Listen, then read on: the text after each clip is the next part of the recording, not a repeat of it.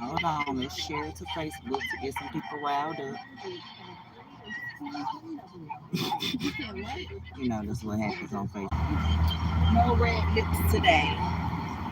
Left it alone. Said no red lips today. Good morning, CD player gamer. You need to get over what? What's the difference now? How you doing? You the first one I know here. That's why I make a record and then use no signal. Lying like that. I don't do that. You said you was from where again, CD player? I can't even remember. I remember what you said. You supposed to keep that red lip in your purse. Yeah, it gets to stay out of my purse. I said, it stay in your It purse. would have been in there. But it needs to stay out your purse.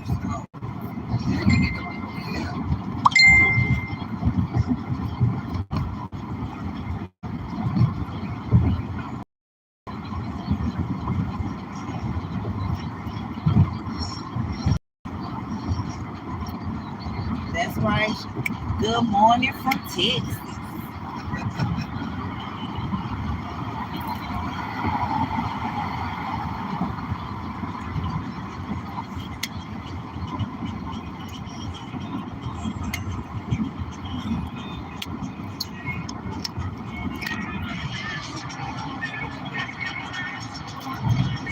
Janelle isn't feeling well today. She's not in the car. Hey.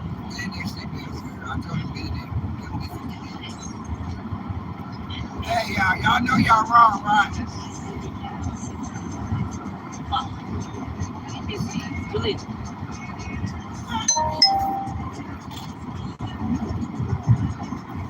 Yeah. That'll be fun then.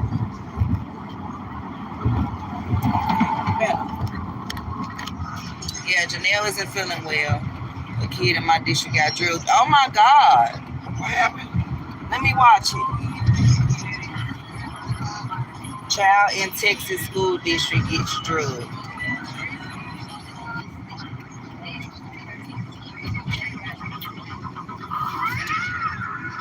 What was the subject? What part of Texas? Y'all turn those down. Yeah, everybody want to be on the device before school. This is sad. Journey back down her iPad. Talking to her cousin. Yeah. Yep, it sure is clips. You wanna come tape it up? Get over! You wanna come staple it up? It's the church van. They'll fix it when they ready. Now. But you welcome to come do it, because God said help your people, Yeah, somebody said the ceiling falling. We know, yep. Yeah, we know it's falling. The sky's falling too when Jesus come back. Are you ready? We still moving though. Right, we still rolling. We still getting the kids to school on time. I'm getting my people to church on time. Still getting the people to church on time for Bible study, for Sunday service, for special service, for afternoon service, for Easter service, Thanksgiving service, out of town service, New Year service, Christmas service. See, God is still letting this van work. Now, you probably don't even have a car talking about ceiling falling. Now, Community Christian Church, would you like to send a donation? You can. Now, if you don't, then shut up. Now, here, Westchester. Okay, let me find that CD player. Child in Westchester Middle School drug. Found it. Berkeley teacher charged with. Wait a minute. It's so early. It's just 2 after. This says Berkeley teacher charged with actually assaulting a Westchester student. Is that? Come on, y'all. Come on. Oh, darn. I forgot to get Janelle's library book. She said she can turn in money. Okay. Come on. Get TT her phone. She looking at groceries. Where your backpack? And don't sit down, jump off and once on that, that stuff, Journey gonna come over here, go over here, climb over the seat. Come on, put your backpack on. And that ain't nothing wrong with that. I know. Come on. She's special.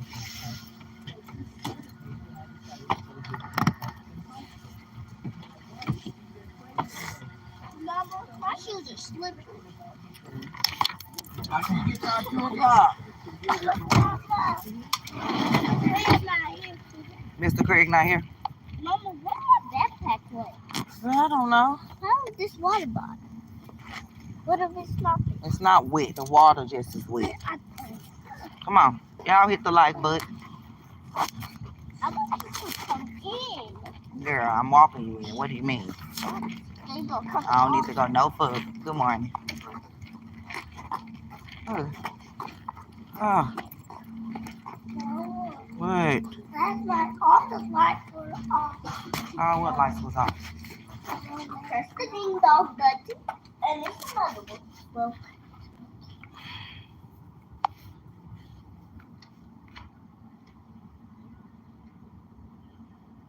I said it again.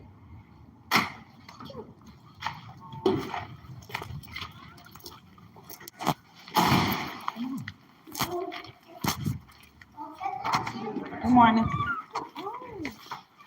Okay, so you just give them to the Janelle's not feeling good.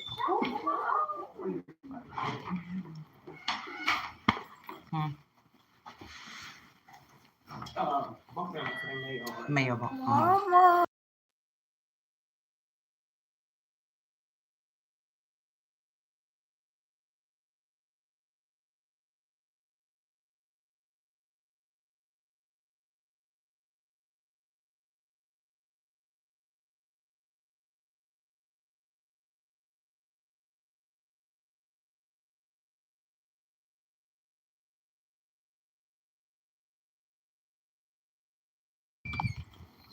What? Show me. Go to it. Show me. Oh, you want to check yourself? My bad. Go. Come on. Oh, that was me. Check you. Okay, your temperature normal. Come on. My bad. Girl, you want to check his temperature. I'm like, okay, go, Miss Lynn. Love you. Yeah, he wanted to check his temperature on the little temperature, on the temperature screen thing. He like, honey. About what? All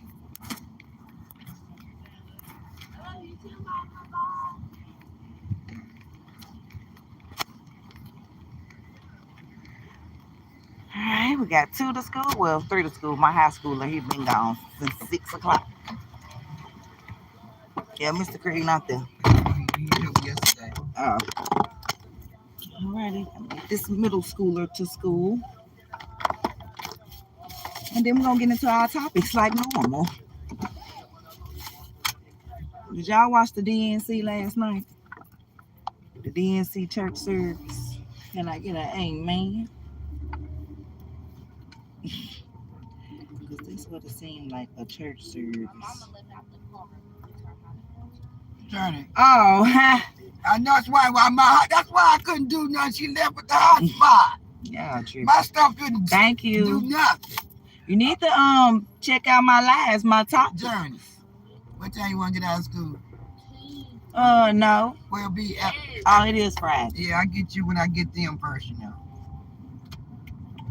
I come and get them well, I leave my house at 1:20, 1:40. I mean 1:40. Yeah, my bonus son went to college yesterday. We drove him to Illinois. Well, you know, he was in his own car and we was in the truck. She didn't record the tears. No, I didn't record the tears. My phone actually was dying. Oh, wow. Like, so when we got in the car. But I recorded them like saying goodbye, but I didn't know he was crying. Oh yeah, little Ty called his dad and he was like, when he got back in the room, he was like, man, I was told. I know he was. No, we didn't want to leave him. I kept asking all day, like, have you talked to little Ty? He's like, dang, we're gonna talk to him. I know he was. Like, oh yeah. Yeah. Did y'all talk to him? I didn't. He did. That's what I'm saying. He said he told him he was messed up when he got to the room. I mean, that's understandable. Every child that, if you was a freshman or it's your first time being away from your parents, or you know. Why is she sitting right there? She not the bus or something? Oh! That girl that got the what's her name? You want me to pick her up? No. She go to your school? Yeah. Well, we need to drop you right there every morning. Yeah, we need to drop you right there every morning. We gotta take you to school. Yeah, I'm gonna connect with her mama. You know her for real? Yeah. Yeah, we dropping you off with her. No, you're not. Yes, ma'am. You got the bus right there? Yeah, because there's zones. You know, zone for their school. Journey we the ones across town want to go to schools across town. I like to go across. Baby, as long as I got this van and we have money to put gas in here, Yeah. you going to school over here, okay? And as long as we have the Nissan Versa or the Impala, That's or right. your brother got an Altima, or there's Ubers. You going to school, baby. Yeah, We're going okay. to get you there. Yeah, I we'll promise. get you to whatever school you want to get to. I had to get an Uber and lift your ass there. You go. That's called family. Hey, Shantasty. What you say, good deal? But did y'all watch the DNC last night? The church sermon. Like, I didn't hear no policies. All I heard was where I grew up, how I grew up, what my mama said, what my daddy said, what my mama taught me. That's all I heard. Girl, where is the policies? I didn't listen to it. I heard her stuff like that. I just turned it off. Exactly. TT turned it off. She's like, oh, hell no. They ain't talking about what you're going to do for me, myself, everybody, the people of the world who going to put their black butts or white butts in there. Right. They talking about the rich, and the rich already got money. We need to get some money.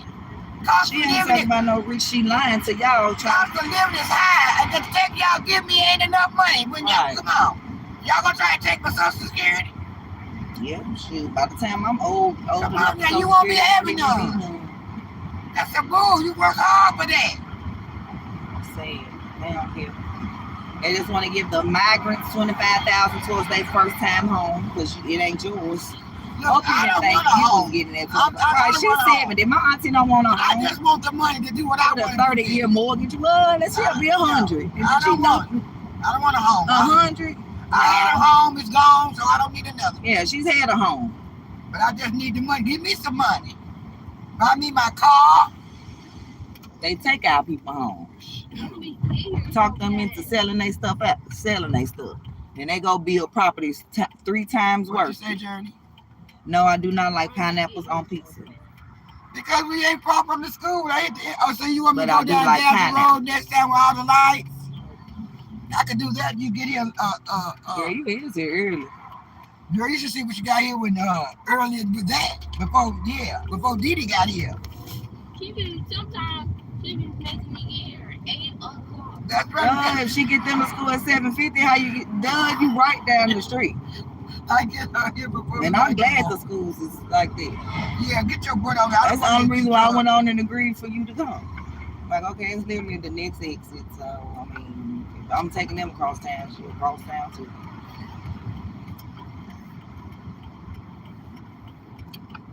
But, like, you could still be in the bed if you went to school by the house. You know, that's right. So, y'all be sacrificing to go to these schools. And that noise, I hate that noise. I don't know what that is. Do it every day.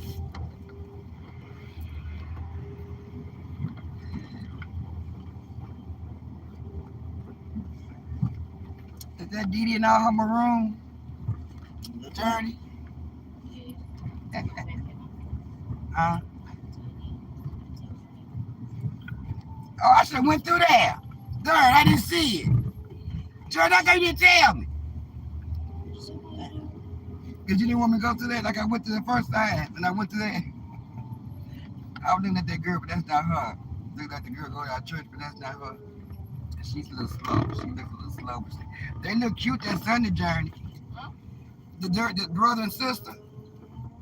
They come to church at Sunday school, the light-skinned girl and the dark-skinned dude, they had on fire clothes. They looked fire. He had on a suit and everything. He looked good. He had a tie and everything on. He looked cute. Somebody moved him. Yeah, the first time. You're right. Who's these people? Sister Johnson's grandchildren or somebody, nieces and nephews or somebody. Yeah, I just said her. I'll let you out. Hey, girl. Hey, Didi, how you doing? Good. What time you get here? TT, she get. We didn't have to have the other children. She wouldn't get here till almost 9.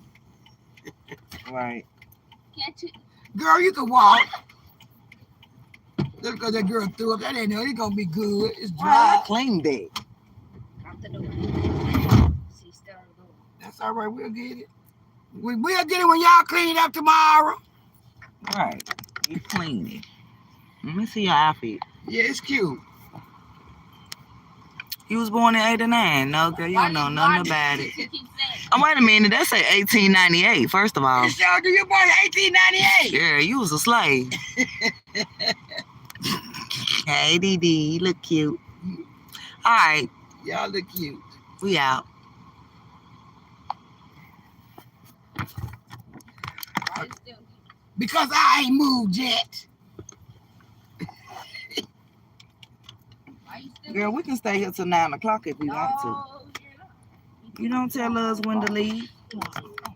We finna go. Why you gonna tell us to leave for? I see you at 2:15 or something like that. You want to stay here till 4 o'clock? Send me $5. No, no. That's my dad's thing. Do you want to stay here till 4 o'clock? No. 2:15, 2:30, want to come get Why you? you be leaving DD? What time she getting picked up? Jordan B is still here. All three of us got our last class together. Well, then why you Right, want so to why stay? would you leave? Because I want to. If it's the last class and you won't see them at the last class. Yeah, you was some kind of friend. I'll be here the other day, this Friday. Yeah, just Friday. It's the only time you're going to leave her is on Yeah, Friday. your stomach hurts. And your stomach been hurting for days. I don't know what's up. She said her thing already. She said she got to do what she couldn't do at home, and she don't want to do here. Girl, you better. Girl, you better go in that bathroom and do that number 2, girl. Get you some wet wipes. That's right. You better get in there, girl. Put some in your You got some backpack. cologne spray. Okay, girl. You We play too gone. much. She embarrassing. At least I wasn't talking about it. Bye, y'all. Bye, y'all. Love y'all. Have a good day. That's what she said. You know what? So I'm definitely not going to go in the bathroom and do that. I said, girl, you better take this in the bathroom. Shoot.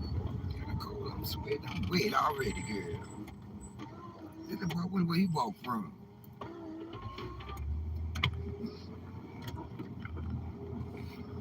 Last time when I came from, I went straight down. You can scroll when you go over there by the school area. Mm-hmm. That's what I'm doing. That's what I'm doing today. Yeah, so Judge Mathis' wife filed for divorce after 39 years. I definitely want to know why. Oh, you too. Judge Mathis' wife files for divorce. I can't talk. Because I don't, I'm going too fast. Let's see why she filed for divorce, y'all. After almost 40 years. Damn, it's a long time. Oh, it's on. We'll come outside and see nobody's about that turn on.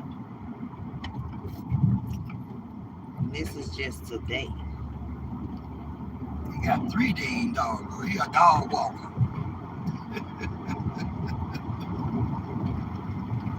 It says Judge Mathis' wife, Linda Yvette Mathis, has filed for divorce after 39 years of marriage.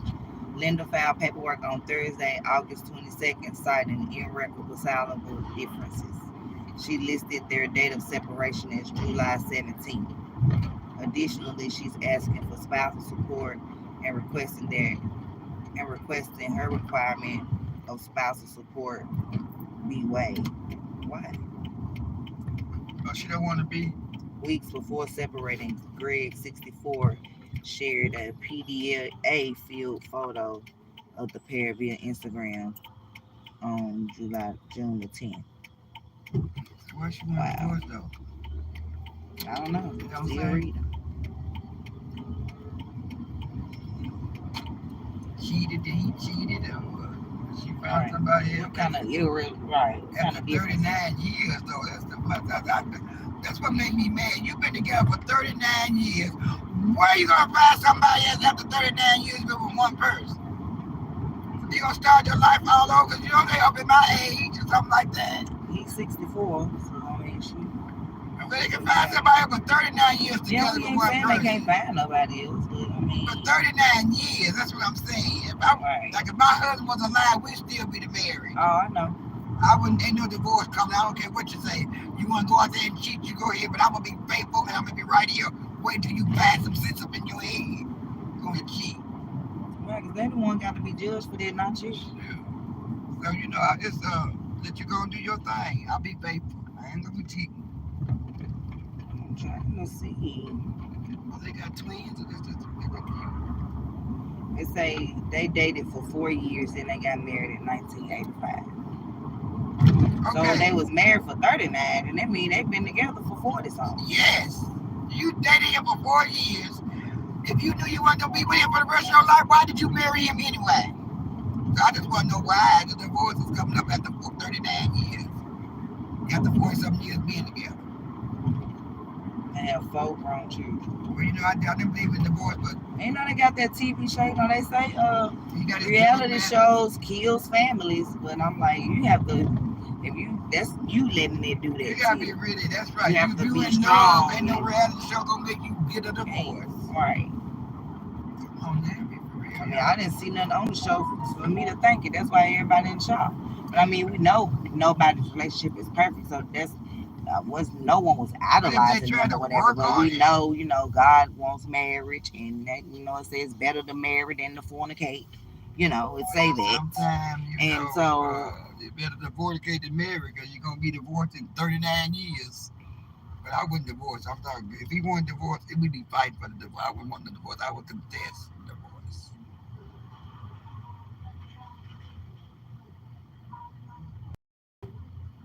Play your song on it. I ain't gonna look over there, you jam me. I ain't even gonna bounce to it because I want to. Yeah, it's not telling us, y'all, so we'll have to find more information as it goes. You know, when we get the, because you know, you can get the report of why they got divorced with it. We won't have to wait, but you know, none of our business. I ain't taking either side. I wish them the best. That's what God said. So 39 years, that's... I'm not gonna be like, oh, he did this or she did that, because I ain't in their relationship. So, like, God be with them. Oh, come on now. It's 40 miles an hour. I'm going 25. I hear you, truck, because I sure want to get from behind this van. You, come on, mister. Move on up there. Push it, push it. Road Rage Friday. Well, we're supposed to be going 40. Sometimes we don't go the speed limit. Sometimes God says slow down. God, you slowed me down because I ain't going to get from behind him. You going 40 now. So I'm going to go with you. These other people in the herd, this is white truck, he's in the herd. He had to pull his brakes. Is he in the herd or was you in the herd? No, he wasn't. He didn't pull no signals or nothing. I'm and you mad they get to go around.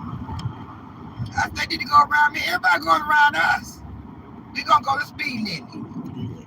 She wasn't going wild because she was going 25. That's why I said that. Ain't no road rage. I've been going to speed limit here lately. Definitely was road rage. There was no road rage. Road rage go beside you. Say, that's road rage. I know the difference. Road rage is yelling through the glass when they can't hear. That's not. I got it. I'll show you the other day, butts. I know they can't hear me. See, why is she braking though? That's what I'm saying. Ain't no car in front of her. Or him. Well, what you did it for? Grow up in a world with fewer They go to speed and they everybody get the fuck out. She put her blinker. Thank you. She going into the dollar store. This is a I'm tweet not in the herd. of some type of local news broadcast. An Obama purchase of a home. I had no idea this has happened. An Obama purchase of a home that's like a multi-million-dollar mansion, but he used some notorious, well-known Chicago gangster, effectively to buy. Maybe you know some of these guys. Yeah, to buy the house and to buy like the lot next to it. And so back when he was just a state senator, the guy was living in a $3 million house. This is 20 years ago. What a $3 million house, $6 million house today. I think this guy was living large when he was telling everybody he was in poverty. We're in poverty. Me and Michelle, our daughters, we're broke. Probably 9 o'clock. And we fell for it. And I'm putting me in it because I fell for it too. Yeah. And me and Michelle, we're struggling with our daughters living in a whole $3 million home. Baby, that's a struggle I want.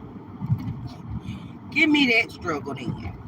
With me and my 6 children, put us in a $3 million home. That'll be perfect for us. It don't even have to be $3 million. We just need enough bedrooms. You know. But in case y'all didn't hear that, y'all be love president. The one y'all like to hear, give y'all those church sermons. When I heard him the other night, I was like, oh yeah, he real charismatic. He can speak, you know, nice smile, you know. But he ain't even talking about nothing. All he doing is division, trying to get race division, trying to act like they middle class when they got $11.2 million mansions in Hawaii, $8.7 million mansions in DC, and $10 million mansions in Martha's Vineyard with whole beachfront property. You cannot relate to us. You have not related to us, even when you got in office, even when you were senator. You was living in a $3 million home, crying broke. Yes, Alex, I remember you. You don't have to ask me that every time. Do you remember when you came in here on the last time you asked me that same damn question? Do you remember? All right, let me explain. This is a tweet of some type of local news broadcast Now listen to this. Of an Obama purchase of a home. I had no idea this has happened.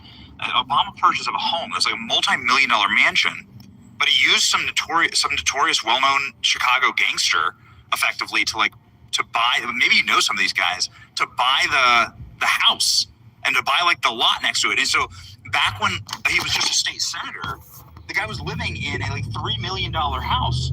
This is like 20 years ago. When a $3 million house, $6 million house today. This guy was living large when he was telling everybody he was in poverty. This was like the Obama poverty story, right? I have these little girls, and me and Michelle were just barely scraping by. I had no idea. They was living in a $3 million McMansion bought to him by a gangster. Is that true? There's a lot of truth to what you're saying. Now, the guy that did that's not a gangster. He's actually a very good guy who got caught up and had some troubles. He's very good to Obama. He was the one, Tony Resco, who introduced me to Obama in 1995. And he's known Obama longer than me, knows us both. He was active in politics, raised money for Democrats and Republicans, very big in helping Obama and me. And Tony, after Obama was elected to the Senate, helped Obama buy a lot. Now looking at Obama, he looked just like Kamala. He probably ain't even black either. They pulled a rule on us. And they paid. He got some black.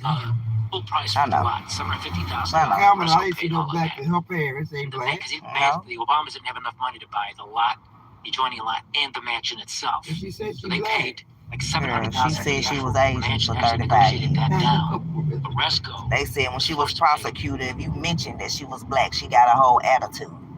Like, bitch, no, I'm not. I'm Indian. I'm Southern Asian descent.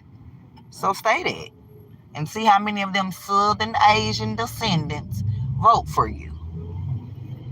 Full price, list price. Only the ones you gave that $26 billion to. Property. Then when Obama began running for president and there was scrutiny about Obama and his dealings and Resco's relationship with him and me. I may have to let y'all hear this when we get home. I don't know if y'all can hear it or not. Had a fence put up to separate the lot from the mansion and gave Resco the bill, cost $13,000. And Resco paid for it. And Resco goes to prison. Dirty dog, man, that guy. No, yeah, Resco is a very stand-up guy in many ways, and he made there's so much to the story, but when he was convicted, Resco, of stuff that had nothing to do with my administration, and as far as I know, nothing to do with Obama. But the defense were pressing him to say stuff about me and Senator Obama at the time. And Resco wrote a letter to the sentencing judge saying, I'm not going to lie about Governor Blagojevich or Senator Obama. I've never been involved in any wrongdoing with either one of those guys. So he protected Obama. And so then he goes to prison, and they kept him in solitary confinement for 3 years, squeezed him to say stuff about me and lie, and he wouldn't do it. And so I didn't actually know that. I didn't mean to play a clip to No, it's good. Forgive me. No, I'm glad you did that because it's important to know. I mean, how Obama uses people, and when Rescue could have used his help when Obama had all that power, You see a maybe big could have hole? sent Come on some out little there. bit. He let him sit there. Well, Governor, I'm like, the reason I'm looking this up is that the Obamas go to the DNC, and you wouldn't believe you really would think they were on food stamps.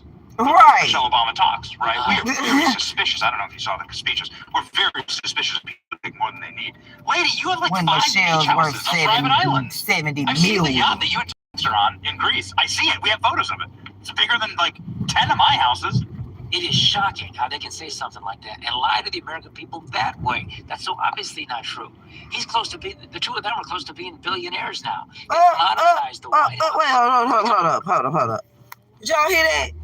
Barack and Michelle Obama are close to being billionaires, but they right there crying to y'all on the DNC, woe is me, about Trump. They about to be billionaires right with Trump. At least we know he's a billionaire because he let it be known. He don't hide it, but he don't flaunt it, either. He's not always like, I'm rich. Like, we know that. So what? He knows that. Like, we know that.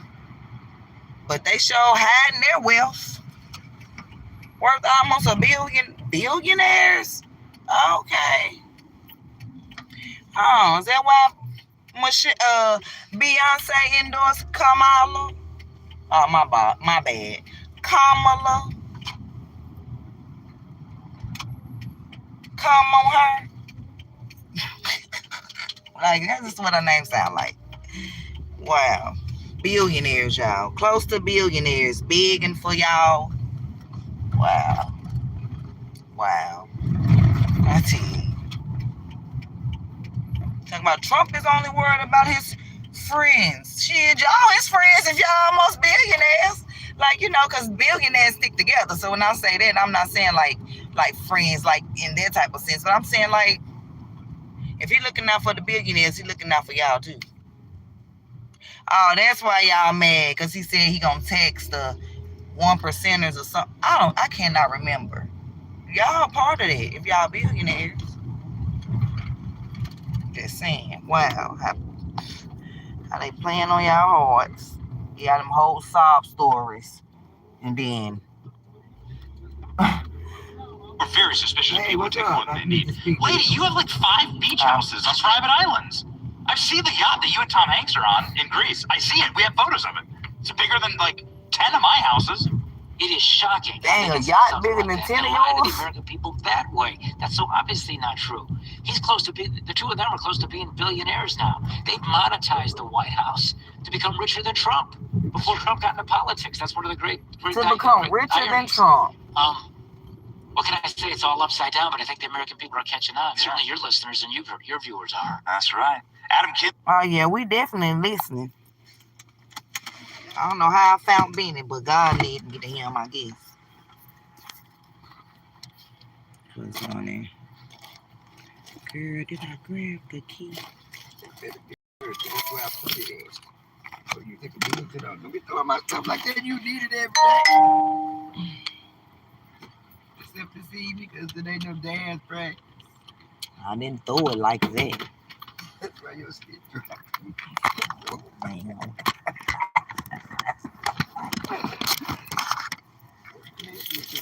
Yeah, I ain't checking on her, girl. Yeah, all right. My Bible lesson today. And she said she look more like Ty every day. She don't want to look like Ty. We'll tell her that. Little Ty. I mean, they do. Even he said it. They do. She the girl version of him. Right, y'all. We is home. We're about to get into our topics. My neighbors are at home.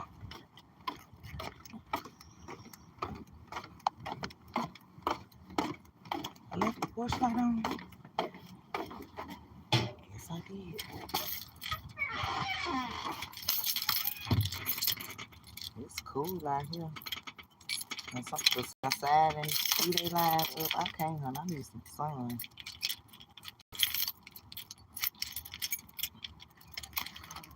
And there's no sun in my yard. There's some in my neighbor's yard.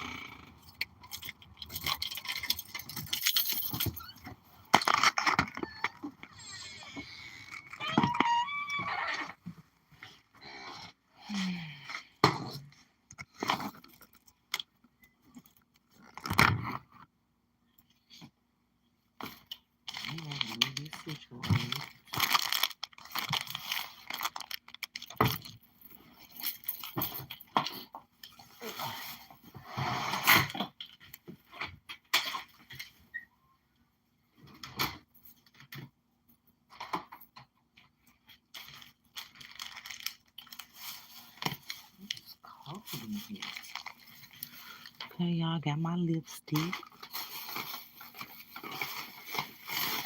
I left it here. They met me in my purse.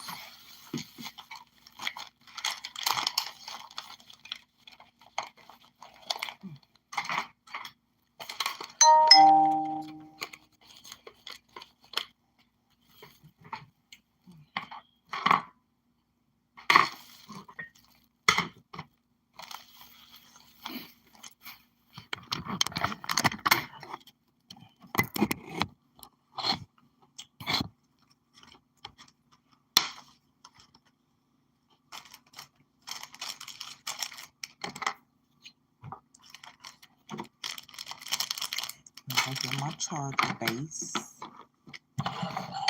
And I think we're making shirts today. After we talk about this church sermon. I want all the church sermons. We got to talk about, I have to let y'all hear. The microphone is broke.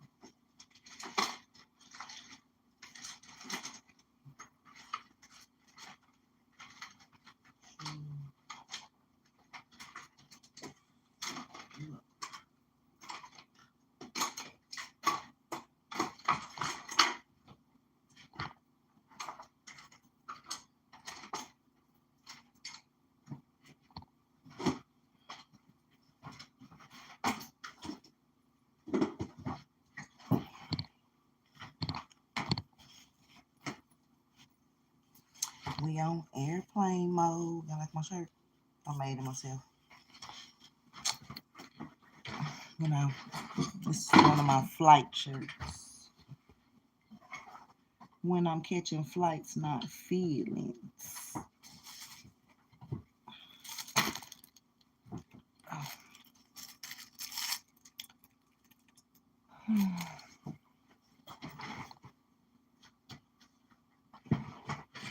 No, you're wrong, Will.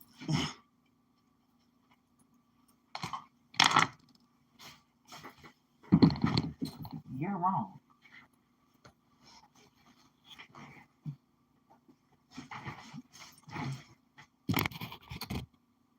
Yeah, you're wrong.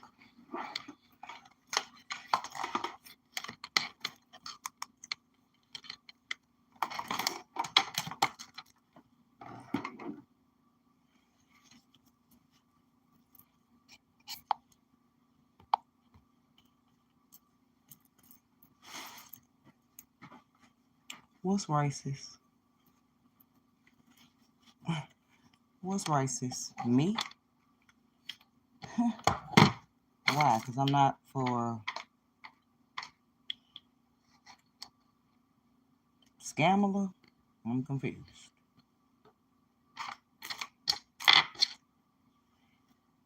Not me?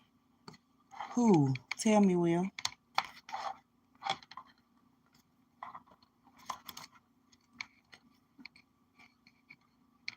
Love you.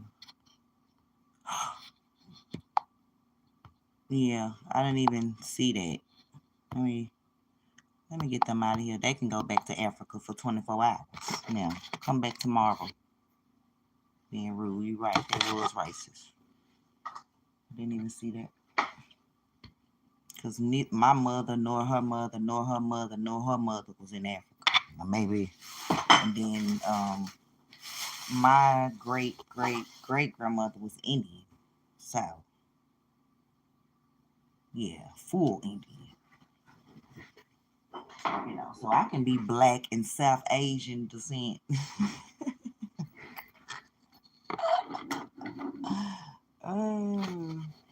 But we're finna get right back into what I was showing y'all in the car, but I'm gonna show you on the computer. I want y'all to hear that part again, what he said about the Obamas being almost billionaires. They on here playing on your heartstrings. Let me make sure I also have up when they actually was on stage, so I can just have that part ready.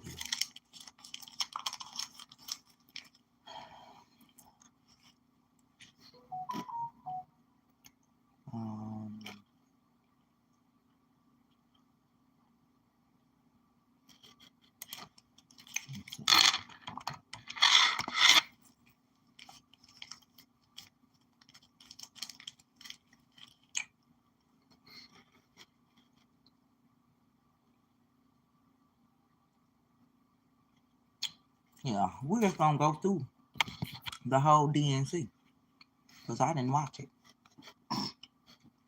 Because I'm like, are we at church? Where are these people getting these accents from? especially this lady right here. She was like, let me find it. Oh, yes, let me find it.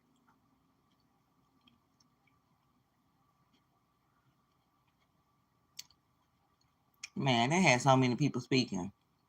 And made Joe Biden come out at midnight. At midnight. And then look at how they played on y'all heartstrings too. They gonna put this man on the stage right here. Hold up, neighbor. Hold up.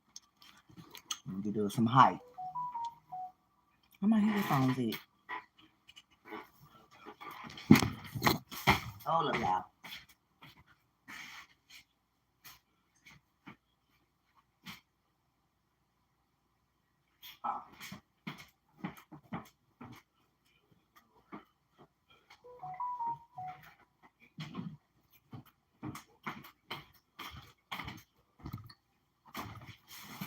Okay, y'all. Watch this. You tell me, because you tell me what you hear, or do you hear what she say? He said. Like this was at day one, like I said, of the DNC live, day one. Okay, so they have this man up here in this wheelchair. I'm assuming he got ALS or something. I'm not sure. Let's watch this part. Hold up. Ryan Gervis, Kamala Harris believes them. Hold up. All businesses and rebuild a stronger and more resilient economy. Kamala Harris is a leader we can trust. Really? Even in our most challenging moments, especially in those moments. Donald Trump dithers, Kamala Harris delivers. Oh no. Donald Trump abandons vulnerable people, Kamala Harris protects them. Donald Trump bullies scientists, Kamala Harris believes them. Our next two speakers will tell us why that's so important. Please welcome Ryan Wallach and Sandra Abravaya.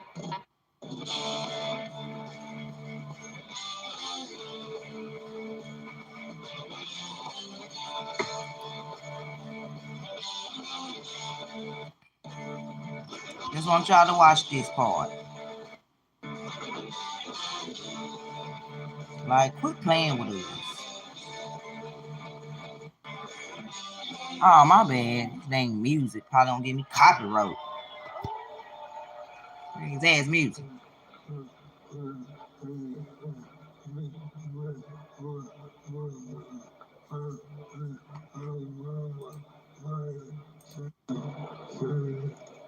In 2008, we met while working on the Obama-Biden campaign. Now I'm gonna play that one more time, and y'all tell me if that's what y'all heard.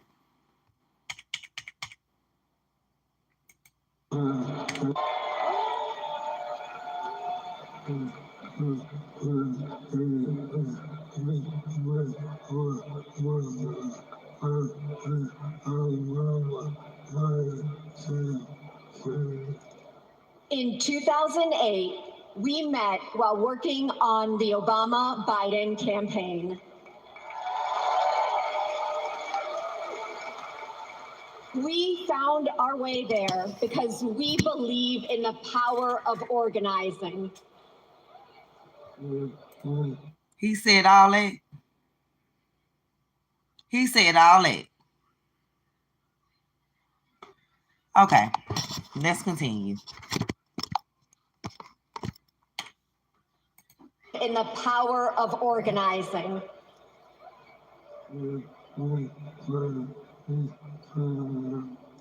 Then we found each other.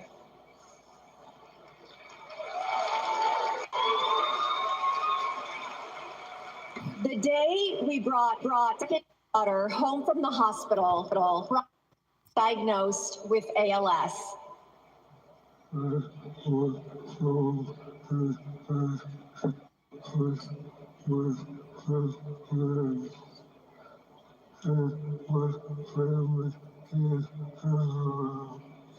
I was told I had 6 months to live. That was 7 years ago. And that's a blessing. Like I said, I'm not talking about his ailment. I'm talking about, are y'all hearing hearing him say these words? I don't know. Maybe it's, I don't know.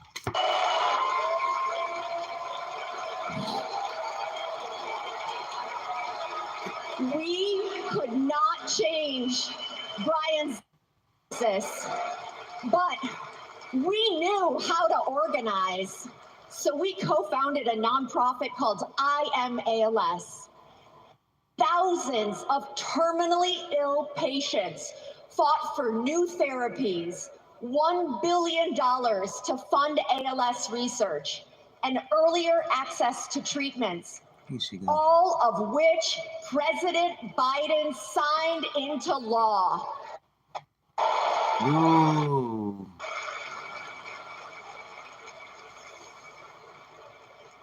We will also keep fighting alongside patients living with Parkinson's, young onset dementia, and Alzheimer's.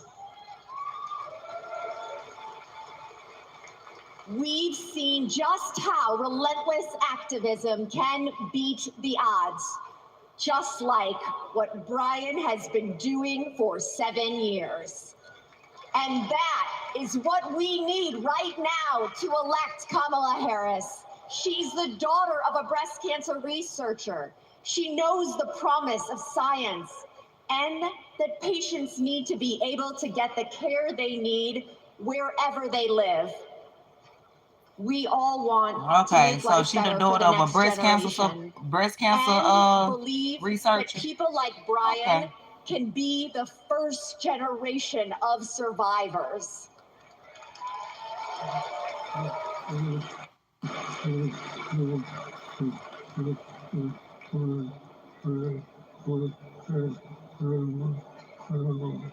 And we can make life better for our caregivers too.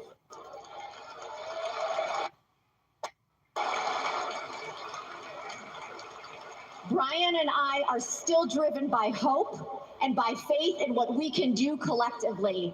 And that includes the power of our vote. This November, we are voting for our future.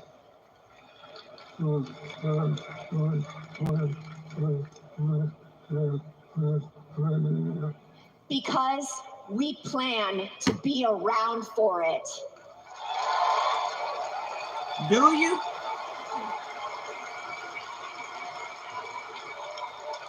Okay. Okay, so I got some points from what he said. Because they I didn't hear none of that. But okay. They said that's what he said, that's what he said. Talking about Kamala's mom was a breast cancer researcher. Okay, well, rest in peace to her. But my college roommate, Dr. Hadia Nicole Green, has found a cure for cancer in mice. That cures cancer in 14 days with no side effects, no chemo, no radiation. Yet she can't get $10 million so she can start human trials. So let's not talk about caring about people. Because if you did, Miss AKA, Dr. Hadia Green is a Delta. Can she get $10 million so she can start human trials and save us for real and not just keep cancer researching, but actually find a cure like she did? And I'm going to show y'all those videos too. I got my notes of what I'm showing you guys today. I'm just saying, all these researchers getting all these millions and billions of dollars every year and can't find a lick of a cure. My friend for 8 years been trying to get $10 million so she can start human trials. People begging her, can you just let me be your guinea pig? Just please, just do anything. Just test me. You know, I want to live. And because she don't have $10 million, because they all these shows she's been on, let's count them. Roland Martin, but he's for Kamala. Steve Hart, Ricky Smiley show, all these shows that she's been on. The Talk, all these shows, but she can't get $10 million, and it's been almost 10 years. But you want to talk about her mom is a cancer researcher, so she understand what? She understands how to keep the pharmaceutical companies making money because they don't want to find a cure. Yeah, I'm confused. I'm confused. So we're going to hear that little part again about the research. And then I'm going to have my friend queued up for what she's already done. Matter of fact, we can just show it right now, what she's already done. What if there's a new treatment that may kill cancer with no chemo, no radiation, no side effects? The Ora Lee Smith Cancer Research Foundation has laser and nanotechnology that has eliminated tumors in mice in 15 days. Let's move beyond hope, beyond research, and start saving lives at oralee.org. We can make human cancer treatment accessible, effective, affordable. Donate today to help move this treatment to human trials and FDA approval at oralee.org.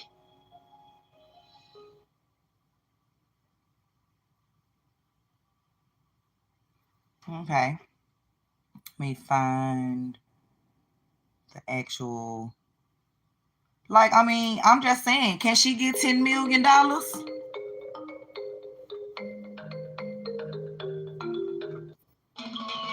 am Cypress Leaves, balconies, oak tree. Can she? Like, I don't know how much I got to boast about her, but I'm just talking about, can she get $10 million? Today, as we kick off Black History Month here at the top, we're excited to introduce you to a brilliant scientist whose treatment for cancer. Brilliant scientist, but can't get $10 million. It must not be brilliant enough.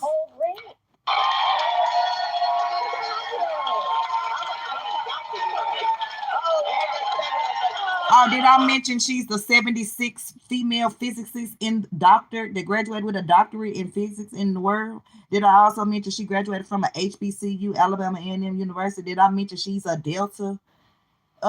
Yeah, all these things Kamala is. Yet she's found the cure for cancer, and Kamala has done nothing for us. But she can't get 10 million, but y'all can raise 40 million for Kamala in 40 minutes.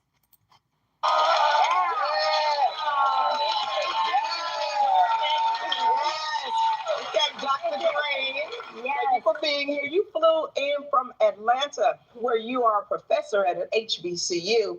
So I left that part out. She's also a professor at an HBCU. Yes. Right. Okay. I know beginning cancer research was deeply personal for you. How did your work start? Now, this is a story, not these church sermons that y'all heard at the DNC. This is the story. So first, let me say thank you so much for having me. I'm super excited to be here. It seems like all of my life prepared me to get to this moment. From losing my biological parents and having my aunt and uncle be more like parents than distant relatives, it brought this whole experience very close to home. And all of the little experiences of having my aunt have me in the kitchen with her making cornbread. Well, you know, the FDA, you know, they don't want her to find a cure, you know, so she mixed a treatment that they use to use that treatment, because that's the only way that they will let it go through FDA. So she used a treatment that they use. Just listen. I won't tell her story. From scratch, making cakes from scratch, taught me how to do protocols that for me was like doing chemistry, right? Because I didn't have a chemistry kit or a science kit growing up. That was it for me, right? And then she would sit me down and have me untangle all those little necklaces in her jewelry box. If you guys have ever seen the necklaces in the old lady's jewelry box, and I would sit for hours, and that gave me my love for solving puzzles. And then I had a brother who had me doing his 4th grade homework when I was in kindergarten. And he would celebrate every time I figured out a puzzle, and I had the 4th grade teacher who flunked him, and he had to repeat the 4th grade. She found out, and she started sending me a subscription of Highlight magazine. Wow! Right, and so I love solving puzzles. Highlight. And even though he repeated 4th grade, I ended up being the first in the family to go to college. Wow! You named your foundation after your aunt? I did. So the Ora Lee Smith Cancer Research Foundation is named after my late aunt, in honor of all the women who don't have a building named after them, who took care of children that weren't theirs. And she was, her journey with cancer was so heartbreaking. For her to say that she would rather die than experience the side effects of chemotherapy and radiation. It was really heartbreaking. And I was her primary caregiver the last 3 months of her life. So I saw all of this transition. And then 3 months after she passed, my uncle who raised me was diagnosed with cancer. I was his primary caregiver. As he lost 150 pounds, all of his hair, all of his eyebrows, all of his eyelashes, his skin was your complexion, beautiful chocolate. It looked like it had been barbecued. Oh, gosh. It was heartbreaking. And I said, there has to be something better than this. And people shouldn't have to choose between those experiences and healthy, affordable cancer care. So explain to those of us who are not maybe as scientifically minded what your research is and how you are trying to give those solutions and fix this puzzle. Well, all she needs is 10 million. There are so many different analogies. So part of the inspiration was that I interned at NASA and I trained under the people who developed like fiber optics and faster cable and internet, which is what I thought I was going to do in life. And so I ended up taking the inspiration that if a satellite in outer space can tell whether a dime on the ground is face up or face down, or a cell phone can call anywhere on the planet, even in a stadium full of people on the other side of the planet, and target just one cell phone, surely we should be able to use space technology to eradicate cancer. Exactly. Tell them, girl. In the body. So here I am. This was still around, no Fox giving. 4.0 GPA as a physics major. And had a full scholarship to graduate school. And I said, you know, why not use this Albert Einstein education to eradicate cancer? So for those of you guys who are not scientists, I'm taking really tiny, tiny particles that you can't see with the naked eye called nanoparticles. And I designed a new type of nanoparticle. And it's only activated with a certain wavelength of a laser. And so you can shine this laser on the nanoparticles that we inject directly in the tumor, and the laser causes the nanoparticles to get hot, so hot that they kill cancer cells. You hear that? I don't know. I would love to give my girls, if they are, with a person like you, I can see why the Girl Scouts named you one of their national role models. You're an example for others to follow. You're really doing great things. That smart brain, and yes. That was one of the most humbling honors, right? So I see celebrities and entertainers and rappers saying, I don't want to be. I see celebrities, I see entertainers, all these with millions and billions, but still she can't get 10 million, and all of us are losing people from cancer every day, including those millionaires and billionaires, celebrities and entertainers. Why she can't get this money? Role model. And I'm like, well, I'll be a role model. Yes, be a role model for the children. You are the kind of role model we need to encourage more young Black women to go into STEM. How did you, as a young girl, I went into biology pre-med, inner city St. Louis, right? You grew up in St. Louis. See that my future is in physics and getting one of the first PhDs in physics for Black women. So, heard that?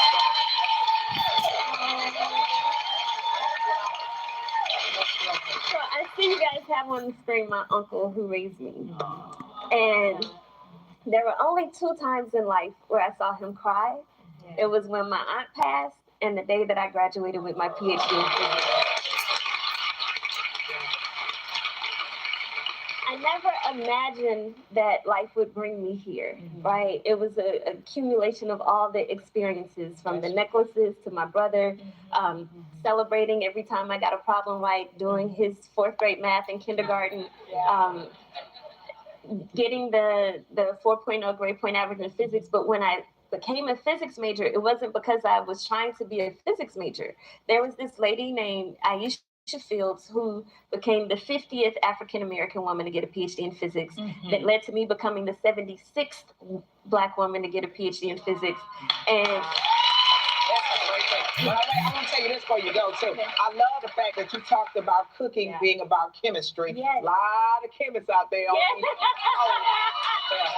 love that. I love that. Dr. Green, keep telling your story because more need to hear it. Thank you so much for being here with us. No. See, I showed the wrong one because that one didn't even do her justice. Why did I even go to the talk? Of course, what if there's a new treatment that makes they're all about cancer views, and nobody even discussed what she's doing. And I'm definitely not gonna show her on Ricky Smiley's show, the biggest coon. Definitely is not, because sir, if she was on your show and you said you're gonna have her on here every week till we raise that $10 million, what her 10 million at, Ricky? What her 10 million at? But you ready to see her AKA sworn in by a Delta on Martin Luther King birthday? That was an alpha.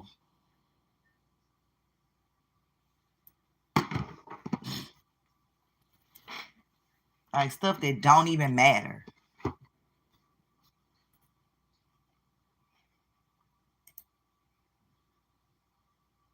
Where is it? Not gonna show her on Roland Martin show anymore either. I showed these already like last week, but it was to give her shine. It has nothing to do with them, but they're not trying to help her get no $10 million. Because she will have it by now. She done been on Ricky Smiley, Roland Martin, all these shows. The Talk, went to a big congregation in Texas or something, in Atlanta, everywhere. Like I said,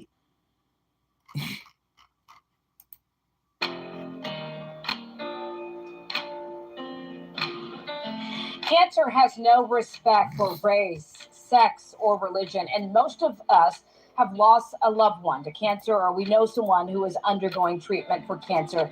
Maybe you are yourself. But what if I told you that we may be 1 year out from eliminating cancer in humans? 1 year out. Let's see. This video was 3 years ago, and she still don't have the $10 million. Yet we can see the receipts right here that her nanoparticle research works. This is the tumor before anything. This is after 3 days. This is after 9 days. This is after 15 days. You don't even see the tumor. And there was no chemo, no radiation, no side effects. Like, you're not going home getting sick, losing your hair, fingernails turning black. None of that. But however, she can't get $10 million, which is obviously nothing to Kamala. She can give the Asians $26 billion. It's already been proven in laboratory mice. Let me show you what I'm talking about. This is the tumor in a mouse.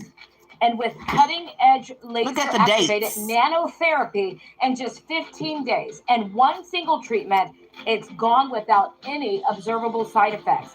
Tonight, an exclusive interview with the researcher behind this technology who said cancer picked the wrong family and how she is at the helm of a cancer revolution. Cancer picked a fight with the wrong family. She added the Hadia in college. It's just Nicole, but she added the Hadia. So like it's an African.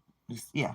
Her name was Nicole Green, but then before she became Miss Alabama A&M, because she was Miss Alabama A&M, it was the Hadia Green. Now she a physicist. She a doctor. She the 76th Black physicist, and she's found the cure for cancer in mice that eliminates the full tumor in 15 days. No side effects, no chemo, no radiation. Millions of people die for cancer every year. However, she can't get little old $10 million. But they can hoop and holler and want us to vote for Kamala, and she ain't giving us nothing. And I'm talking about all people, because all people suffer from cancer, not just Black people. But she's been around all these celebrities that with millions and billions of dollars. Hell, all of them could have gave $100,000. All the people that she's talked to over the 9 years when she found this research. Why she can't get the $10 million? We know why. Because the pharmaceutical companies have come to her and offered her millions of dollars. But guess what they want her to do? They want her to sell her research so they can shelve it, so they can continue to sell medicine, because they don't want any cures. And she said it's not for sale. And there's other people that worked on nanoparticle stuff after her. They've sold their cures, and guess what they did? Shelved it. So you done sold your stuff where you claim it was for mankind, but you was obviously able to be bought because they were able to buy your cure or your, and then just put it up on the shelf, and there's nothing you can do about it because you sold it. Yeah, so yeah, I'm gonna keep preaching for her every day. Like, they raised $40 million for Kamala in 40 minutes on a Zoom call. Exactly. How? Well, it's been 9 years and she barely got $1 million.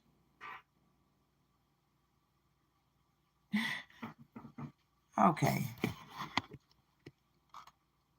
I'm fighting for you, Hadia, girl. I'm fighting for us all. I want to live. I want all my loved ones to live. I don't want to see my loved ones go through cancer. I don't want to see nobody's loved ones go through cancer. And if we don't have to, why should we? Because it's not only for one cancer, like how they talking about Kamala mama was a breast cancer researcher. This research helps a whole lot of cancers, not just one. And it works. It's not just research. She's just not getting money to research, because it costs money to even research. She doesn't even take a salary from the donation she received.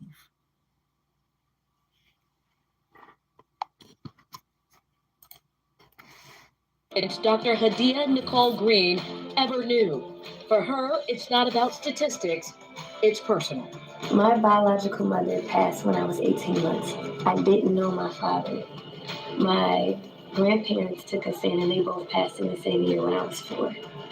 So my aunt and uncle took my brothers and I in, and they raised us as if we were their own children. Her aunt was later diagnosed with cancer, but refused chemo or radiation. And just 3 months later, her uncle, the man who raised her, was diagnosed with cancer as well. I watched what chemotherapy and radiation did to my uncle who raised me. And I saw him lose 150 pounds, all of his hair, all of his eyelashes, his eyebrows. I watched his fingers turn black. I watched his skin go from being a beautiful chocolate to something that looked like it had been barbecued. That was heart-wrenching. Dr. Green attended Alabama A&M University on a full academic scholarship and graduated with a 4.0 GPA in physics. She is one of the first African-American women to earn a PhD in physics. I was planning to revolutionize the way we receive cable and internet. But when cancer came to her family's doorsteps, it rocked her, and she started fighting back. She was going to school for fiber optic to learn how to make internet and Wi-Fi, come to us quicker. So imagine what she would have done if she would have went on that way. Forget some Wi-Fi, some internet. Cure us, girl. Cure our bodies. I'm so thankful that she went this route. So thankful. With her knowledge, using her laser and optics background to fight cancer in mice. She invented the laser-activated nanotherapy, completely eliminating tumors and laboratory mice in 15 days after a single 10-minute treatment and without any observable side effects. We have collaborators, surgeons, and oncologists who are ready to begin human trials in a variety of different cancer types, including breast, prostate, colorectal, anal, cervical, pancreatic, head and neck, brain, and skin cancers. They are ready to begin human. Let's let her repeat that again. So while they boasting about Kamala mama being a breast cancer researcher, which shout out to her, but still people getting breast cancer. There's no cure. But here we are. She's all these different cures that she can help. Side effects. Cancers. We have collaborators, surgeons, and oncologists who are ready to begin human trials in a variety of different cancer types, including breast, prostate, colorectal, anal, cervical, pancreatic, head and neck, brain, and skin cancers. 11 different cancers. Trials as soon as we can reach our first fundraising goal. Dr. Green believes the same technology will work. And this video was 3 years ago as well. It's like I said, her first fundraising goal is 10 million, and she can't even reach that. In humans, but she must raise $10 million to begin human trials. She's already raised $1.7 million so far through grassroots efforts. That's the most heartbreaking part about what I have. The technology right now is sitting on the shelf while we fundraise. And I have thousands and thousands of cancer patients saying, can you do to me what you did to that mouse?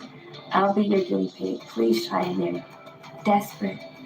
Especially when they've been sent home and told there's nothing else we can do. Dr. Green says this treatment is not for sale.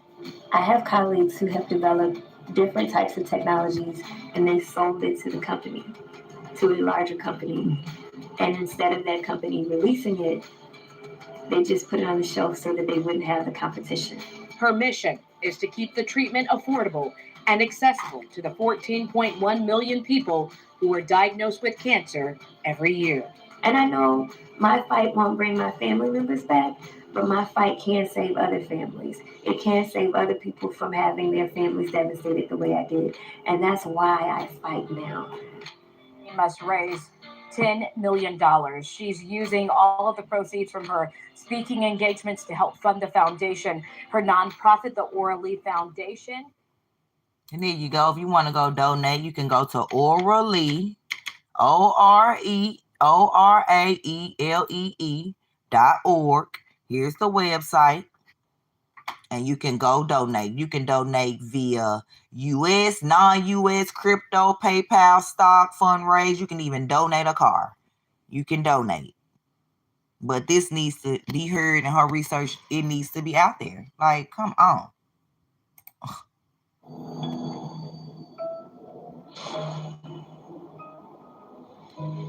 This physicist developed a treatment for cancer using lasers and nanotechnology with the goal of creating a treatment with fewer side effects. Hadia Nicole Green.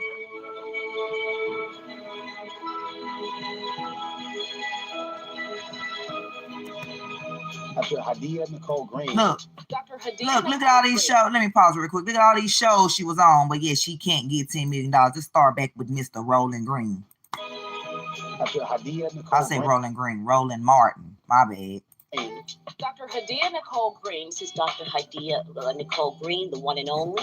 Dr. Hadia Nicole Green is on a mission to seek out cancer and destroy it. We can provide a local therapy just at the site of the tumor. It's like using a spotlight to highlight a whole room versus using a laser pointer in a specific location. After a single 10-minute treatment, there is approximately 100% tumor regression over the course of 10 to 15 days. Even though I didn't observe any side effects in mice, we still have to translate it properly to humans. I'm one of less than 100 African-American women with a PhD in physics in the United States. I'm working on developing a laser treatment for cancer using nanotechnology and biomedical optics. My aunt, who raised me from age 4, announced that she had what she called woman's cancer. And she said that she would rather die than experience the side effects of chemotherapy and radiation. And I took care of her the last 3 months of her life. 3 months after she passed, my uncle, who raised me, he was diagnosed with esophageal cancer. He went through chemo and radiation, and I took care of him while he was going through his treatments. And I got to see with both of them firsthand the horrors of cancer and the horrors of cancer care. And it was so devastating that it fell on my heart that there has to be a better way. So Dr. Green has 3 degrees in physics. Dr. Green is a superstar. Look at all this, but can't get $10 million. She's just got an amazing Yep, rock star. She sure is in real life.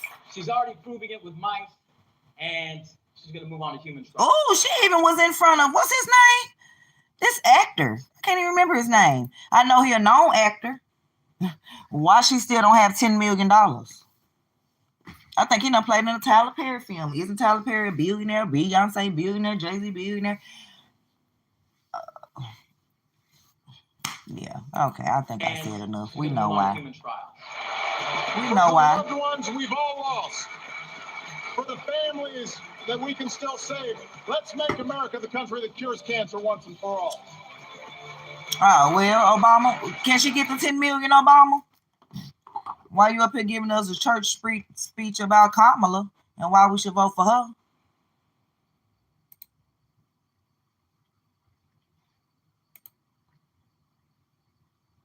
We're on food stamps. Wait a minute. Yeah, back to the DNC for that for the cure. They talk about Kamala mama did. Yeah. November. Hold up. Driven by hope. Let me go back.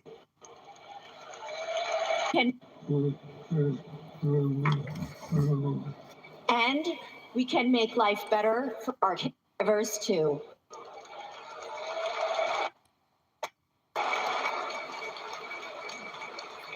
Brian and I are still driven by hope and by faith in what we can do collectively. And that includes the power of our vote. This November. Hold up. She already said it. Wherever they live.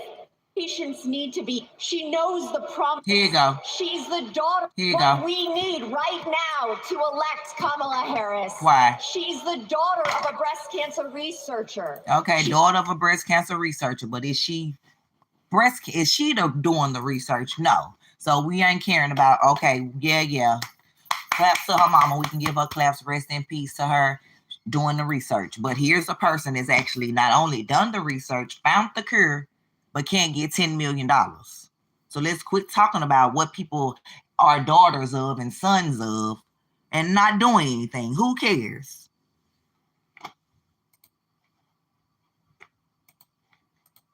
She knows the promise of science. And what's the promise? Yeah, y'all just up here talking. Now let's go to this lady that really had the church sermon. I couldn't do nothing but laugh on this lady right here. Listen to this accent. Just listen to this, y'all. Thank you, Chicago, for your energy. Thank you, Kamala Harris and Tim Walz. For what? For your vision. For stealing nominations and stolen valor? What you thanking them for? Oh, my bad. For tampons in the boys' bathroom? That's what you thanking Tim for? Oh, okay. Oh, okay. Come on with the fake shouts. Thank you, Chicago, for your energy. Thank you, Kamala Harris and Tim Walz, for your vision. And thank you, Joe Biden, for your leadership.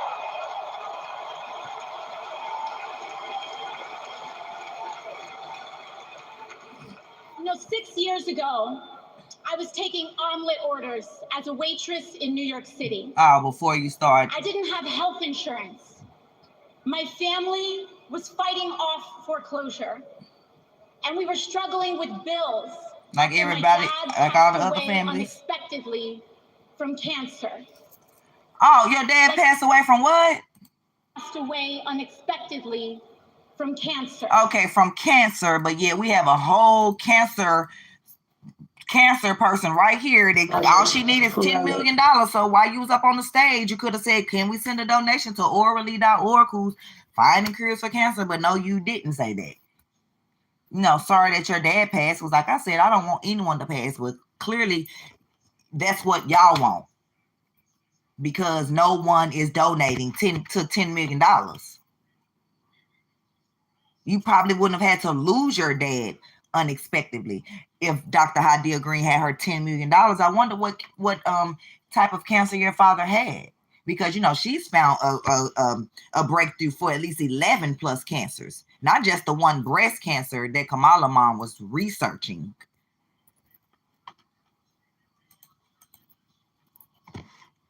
Like millions of Americans, we were just looking for an honest shake. So how are you up here on stage looking like you got money? Looking like you're not foreclosed? Yeah, before this is when you stop caring about people. We know. And we were tired of a cynical politics that seemed blind to the realities of working people. 6 years ago.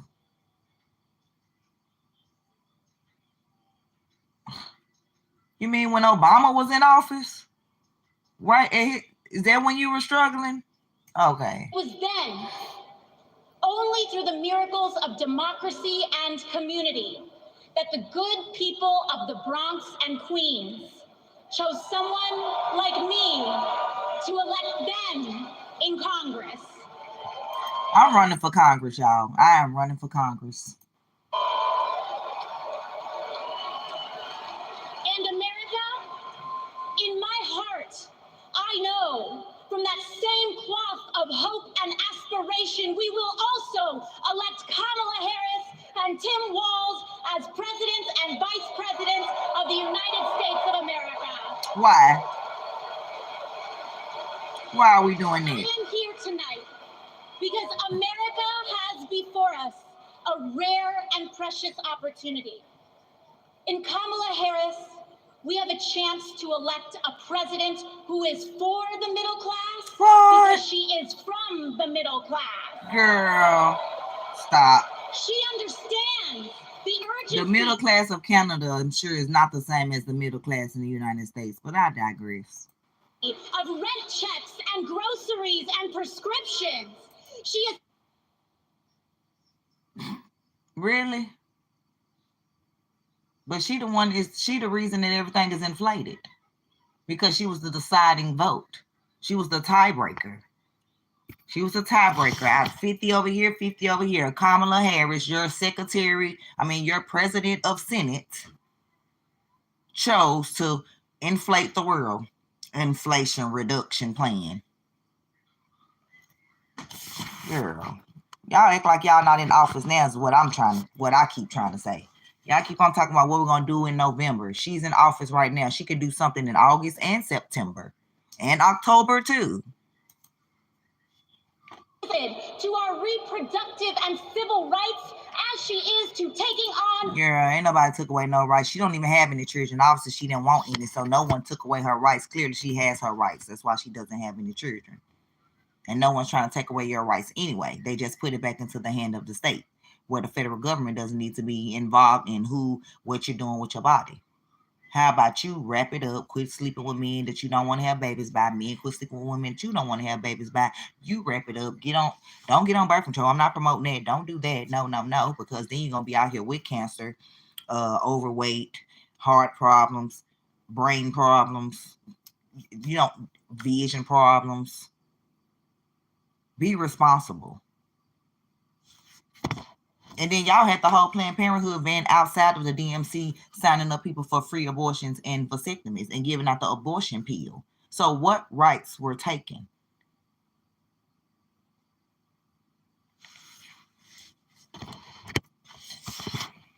It's all y'all keep fighting for the same stories. Abortion and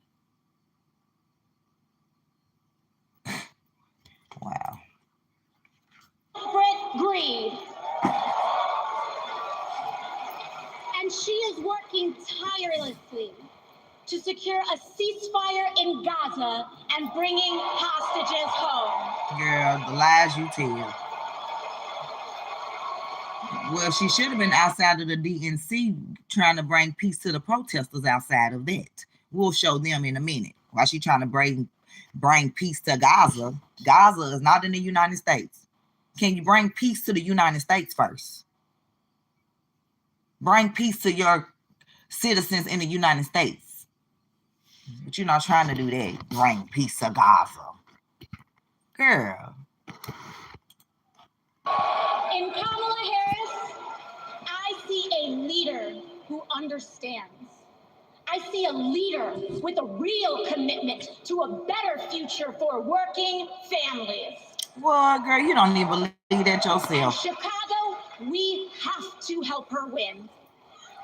Because we know that Donald Trump would sell this country for $1 if it meant lining his own pockets and greasing the palms of his Wall Street friends. Sell the country for $1, but y'all sending $150 billion to other countries. Seem like y'all selling us. 3 billion American Social Security numbers just got hacked. Seem like y'all are the ones selling us. And I, for one, am tired of hearing about how big union buster thinks of himself as more of a patriot than the woman who fights every single day, working people out from under the boots of greed, trampling on our way of life. What was that, y'all? What was that? Wait a minute. Hold up. What was this? And I'm tired of union bit 2-bit buster that thinks he's better than a woman, more patriotic than a woman who loves and brings us up out of our bootstraps and onto our way of life. What?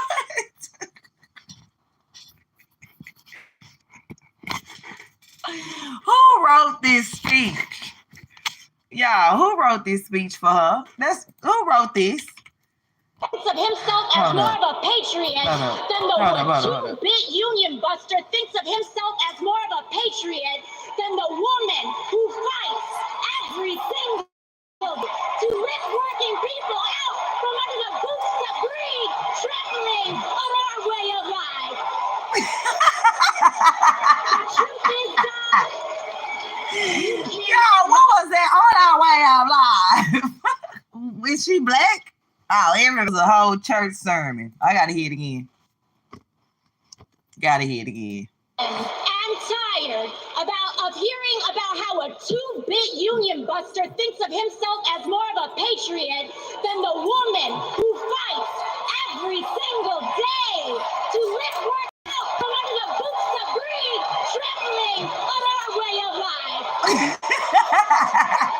The truth is, Don, you cannot love this country if you only fight for the wealthy and big. To love this country is to fight for its people. All working people, everyday Americans like bartenders and factory workers and fast food cashiers who punch a clock and are on the same ones that Kamala taxed y'all tips. Like, I'm confused as to, girl, who are you talking about? Like, the builder's table. The builder's table. Here she go. Hold on, let me flip my camera. She's like, I'm gonna stand up and do it. I'm her at the convention. Put my jacket on. I'm gonna do it, and then I'm gonna play it back on her, and you tell me if I did it right. I got to put on my jacket because she got on the jacket. You know. Hey, Lovelace. And I'm tired of some union. Wait a minute. Hold up. I got to remember it. I can't remember the very, very beginning part. Dang, I had it. Wait a minute. All day. Hold up. For the wealthy, you keep facing the parts country for a street of hearing about how a 2-bit union buster. There you go. Here you go.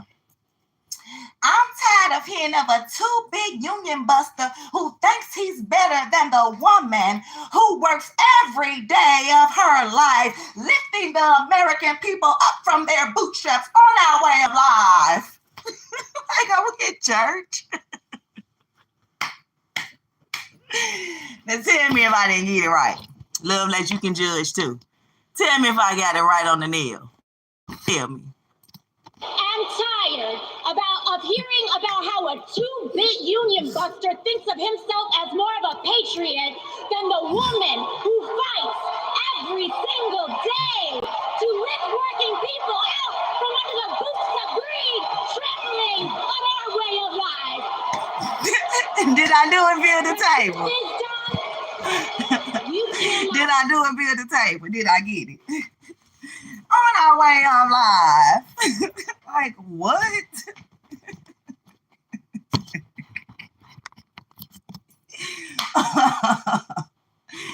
Oh, God, they just in there clapping like seals at SeaWorld. She hasn't said anything. Oh, she lifting the American people up off their bootstraps. Girl, stop. And then where's this man where he's the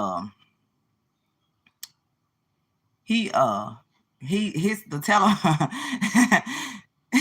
right on our way of life. Like what? And then this other man, his teleprompter must have stopped working because he just wait a minute. Is it this? Let me see. Wow. Oh no. Oh wow, this the man that played the president on Scandal. What? They got the man that played the president of Scandal on here? So Kamala Harris's story begins in a middle-class neighborhood in the East Bay. Who is he? Yeah. In a modest apartment above a nursery school. Who is this man? In a close-knit community where people looked out for one another. How is the president from Scandal that was cheating on his wife and doing all type of scandalous stuff, how is he speaking for Kamala? I know Scandal was a show, but now it makes me think the White House is a scandal. Like they telling us right in our face, scandal. Hello, Binky lad. Who instilled in Kamala Harris the core principles that have defined her life in public service. These are the experiences that made her the leader she is today. He'll come out with this church sermon.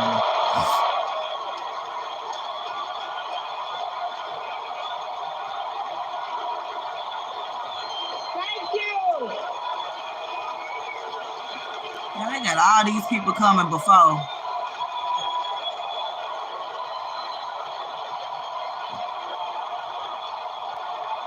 Wait a minute before For a second Trump term. Hold up. Who is these people? Please welcome Michigan State Senator. No, wait a minute, y'all. Wait a minute. Hold up. Oh no, go on with all that. Right here. Let's laugh at her one more time. We will send a loud message. One more time. Organize our communities and elect Kamala Harris is for parents. One more time. We cannot send Kamala and Tim to the White House alone. Together, what birthday we party? must also elect strong. What birthday party? In Congress. What birthday party? Kamala Harris on lip drinks. And we were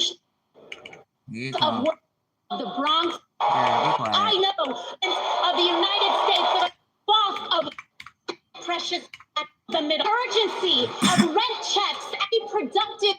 Yeah, she don't know nothing. To a better future.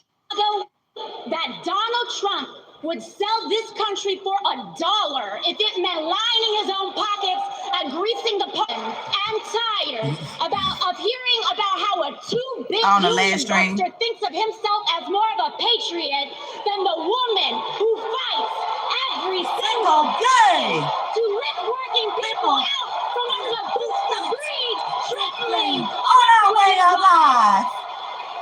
The truth is, on our way of life, you cannot love. And then this one right here. Oh look, this black girl right here. They got a real black one. On November 5th, our nation will hire a president, a commander-in-chief, and leader of the free world.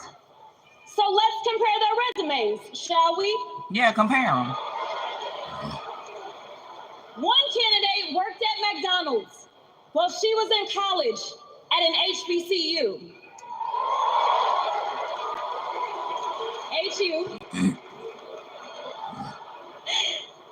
The other was born with a silver spoon in his mouth and helped his daddy in the family business. Housing discrimination, that is. She became a career prosecutor while he became a career criminal. A career prosecutor prosecuting people for wrongful things, sentencing people 50 years for murders that they didn't commit, keeping people in jail for marijuana charges when she knew that the drug tests were inaccurate, keeping people in jail because she needed the labor, so she didn't want to have to pay people, so she kept people in jail so she could use the free labor. Taking Nina Simone's daughter's estate and giving it to white people. Giving the Asians $26.9 billion. Oh, she didn't give them that. Let's stick on the prosecution stuff. I think we about summed up what she did during the prosecution. Nothing.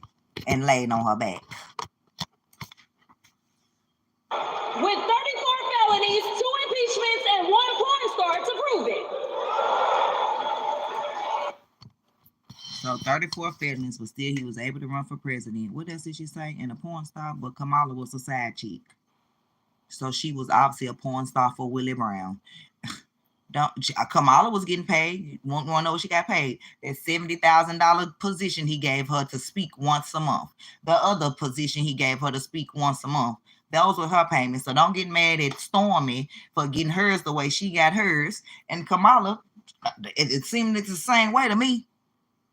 Step Stormy said, or whichever one is she said, no, I don't want a position.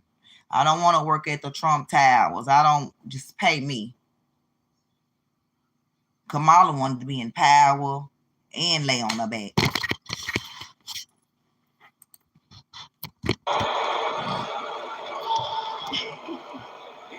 Her entire career as an elected district attorney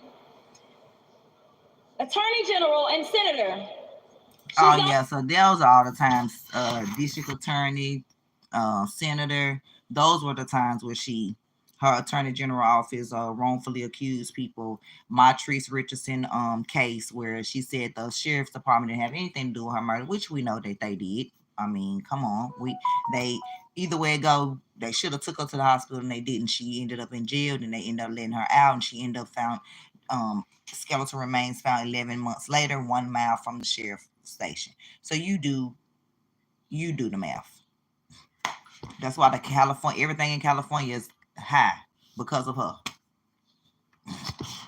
She gonna turn California. If you want to see how the rest of the United States gonna look, check out California. So are you ready to pay $4,000 a month for a 1-bedroom? It's for one client, the people. She definitely not for the people. You mean the Asian people? You mean the Asian people? Those are the people who she's for? Those ones? The Asian people, these ones, the ones she gave, the Biden-Harris administration advances equality and opportunity for Asian Americans, Native Hawaiian, and Pacific Islanders, on the White House gov site, that site. Those people, those are the people she's looking out for. These people. Last year, when she gave $20 billion and another 6.4 billion, totaling $26.4 billion in 1 year. But Americans only getting $25,000 for a first-time home buy house that they're not even getting it. Oh, okay. Let her continue running down.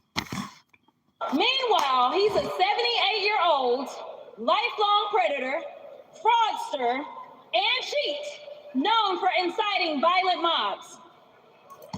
Well, I read that if a man is still married and he cheat on his wife, that the person he's cheating with is the adulterer. That's what I read.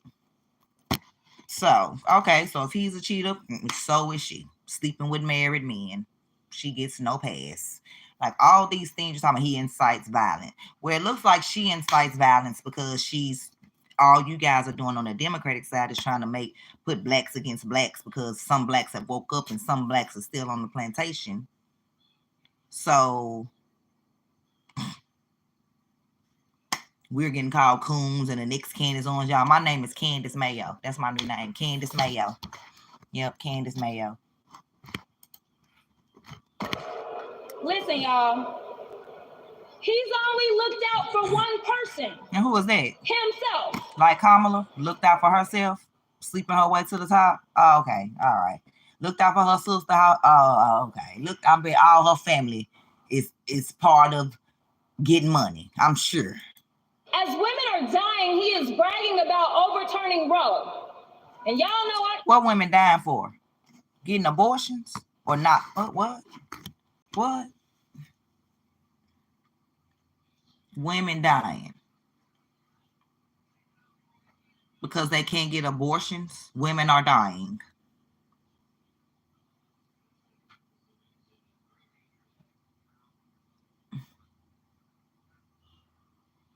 Yep, Candace Mayo. Yep. It's my new name. Or I'll be Shantae Owens. Which one is it? Candace Mayo or Shantae Owens? That's what, yeah. She's pro-life, by the way. Because she woke up too and realized that Planned Parenthood is not a plan, but it's really the Negro Project for depopulation to get blacks to desterilize, blacks and people of, color. Margaret Sanger said, should I tell you what Margaret Sanger said? While they talking about Roe versus Wade being overturned, let's talk about what Margaret Sanger had to say about blacks and making a cleaner race. Let's read her letter to C.J. Gamble. Yeah, the same C.J. Gamble that inherited, Procter and Gamble, Johnson & Johnson, that powder we love to put on our children. Now all our children may end up with cancer. Yeah, that company. Yeah, he inherited $1 million on his 21st birthday. So he decided, I'm gonna help black people kill their babies. That's what I'm gonna do with my $1 million inheritance. So anyway, you go, Miss Margaret Sanger, the racist eugenist, that thought that she needed a cleaner race by eliminating blacks. Yeah, her. So it says, Dear Dr. Gamble, it's good to know that you are recovering. I am stepping up and have felt much better the past week. Miss Depp was here for Thanksgiving, and I am more delighted to learn that she was able to get $250 from the California Birth Control Organization, plus the $600 from the Federation. Ooh, I guess that was a lot of money back then. That's good. She is a go-getter and a live wire, very tactful and charming as well. I think that my pick of her has been justified, even though she is a little higher priced than the ordinary. She has been working on the article to be written by Miriam D. Ford, which is Miss Maynard Shipley. They were good enough to send me a rough draft for comments and suggestions, and the important suggestion that I made was not to include Miss Depp's actual name in the article because of the fact that her sister is married to one of the high spots in the Farm Security Department, and if the enemy started to work on her name, they may make it difficult along the line. In the enemy, I guess they're referring to as the Republicans. It is difficult along the lines. Otherwise, I think the article is good. As to my sending suggestions to the Federation, I think it is really unfair for me to do so. I am too far away to have the personal contact of the different reactions, and it only holds up any definite projects to have the pros and cons battered about what makes for more chaos and confusion. There is only one thing that I would like to be in touch with, and that is the Negro Project of the South, aka Planned Parenthood. Which, if the execution of the details remain in Miss Rose's hands, my suggestions will not be confusing because she knows the way my mind works. Yeah, she knows you're racist. She knows you want to eliminate the blacks. Yeah, I'm talking like Margaret Sanger now. Miss Rose sent me a copy of her letter of the December 5th, and I note that you doubt it worthwhile to employ a full-time Negro physician. It seems to me, from my experience where I've been in North Carolina, Georgia, Tennessee, and Texas, that while the colored Negroes have great respect for the white doctors, they can get closer to their own members and more or less lay their cards on the table, which means their ignorance, superstitions, and doubts. They do not do this with the white people. Train the Negro doctor at the clinic. He can go among them with enthusiasm and with the knowledge which I believe will far reach results among the colored people. His work, in my opinion, should be entirely with the Negro profession and the nurses, the doctors, the social workers, as well as the county white doctors. His success depends upon his personality and his training by us. Yeah. The minister's work is also important. Yeah, the pastors. Yeah, see, they put y'all pastors in it. God said be fruitful. God said children are a blessing. But anyway, perhaps by the Federation as to our ideas and the goals that we hope to reach. We do not want the word to get out that we want to exterminate the Negro population. And the minister is the man who can straighten that idea out if it ever occurs to any of their more rebellious members, like members like me. Yeah. She just said it right there. We don't want the word to get out that we're trying to exterminate the Negro population. So we'll use the pastors for that, to tell the pastors that, to shun them for having sex out of wedlock, even though we know it's a sin, but they can repent to God, but no, they want to eat you up and make you think that Planned Parenthood, the Negro Project, that's the best way to go. Go over there and get sterilized, and so we can be a cleaner race. Meanwhile, 46 million black babies have been killed since 1970. Okay, so yeah, that was Margaret Sanger's letter, and like I said, this is how the letter looked for real. In case some people may be like, that sounds good, girl. Now here go the letter. Where the letter? Here's the letters. Make it bigger.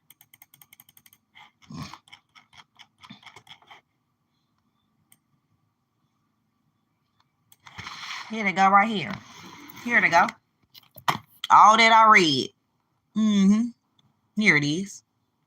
There is only one thing that I would like to be in touch with, and that is the Negro Project of the South. Yeah. December the 10th, 1939, she wrote this to Dr. C.J. Gamble. Yeah, because we don't, we need a cleaner race, Oh, y'all want to hear her say it? Oh, okay. I wasn't sure what all you guys, wanted to actually hear. But yeah, why not? Why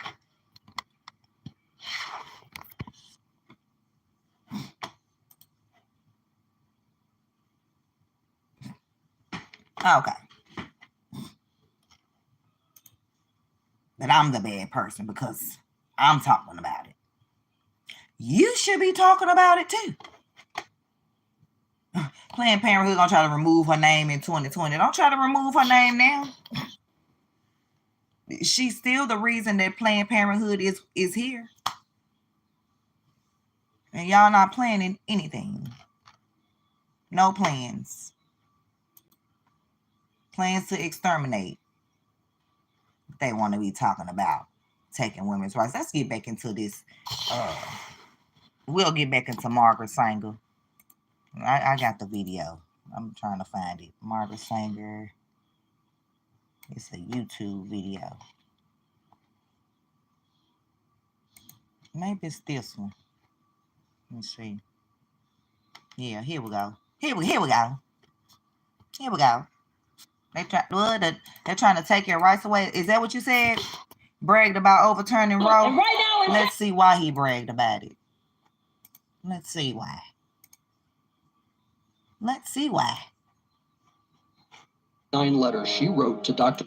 Go back. This is the American Life League report. Recently opened a new federally funded exhibit that celebrates women who have challenged and changed America over the past century. Included in the list is notorious liberal feminist Margaret Sanger. The National Portrait Gallery website provides a brief description of Sanger, describing a concerned crusader who fought with the courage of a wounded tiger for the promotion of birth control. What the Smithsonian exhibit fails to... Hold up, y'all. Hold up. Hold up. Hey. Hold up. So I had my videos ready, but you know, I had to close out a few. Here we go. Here we go. You know, Margaret Sanger, you know, she met with the Ku Klux Klan wives.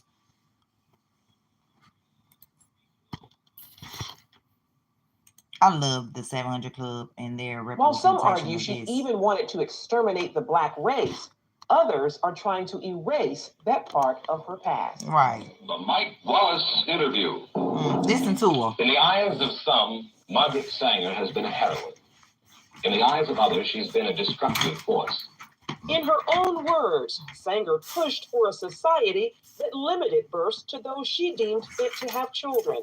I think the greatest sin in the world is bringing children into the world that have disease from their parents, that have no chance in the world to be a human being, practically. Delinquents, prisoners, all sorts of things just marked when they're born. In 1916, Sanger opened the country's first birth control clinic. Hold up. So y'all remember that man that went across the stage? Okay, where we at? 412. Y'all remember this man? Hold up.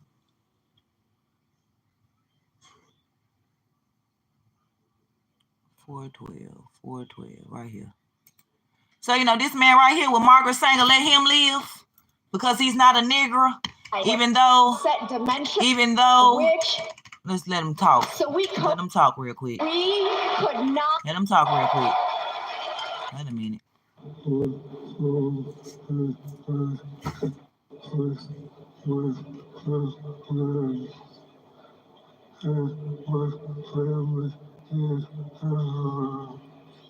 I was told. Okay.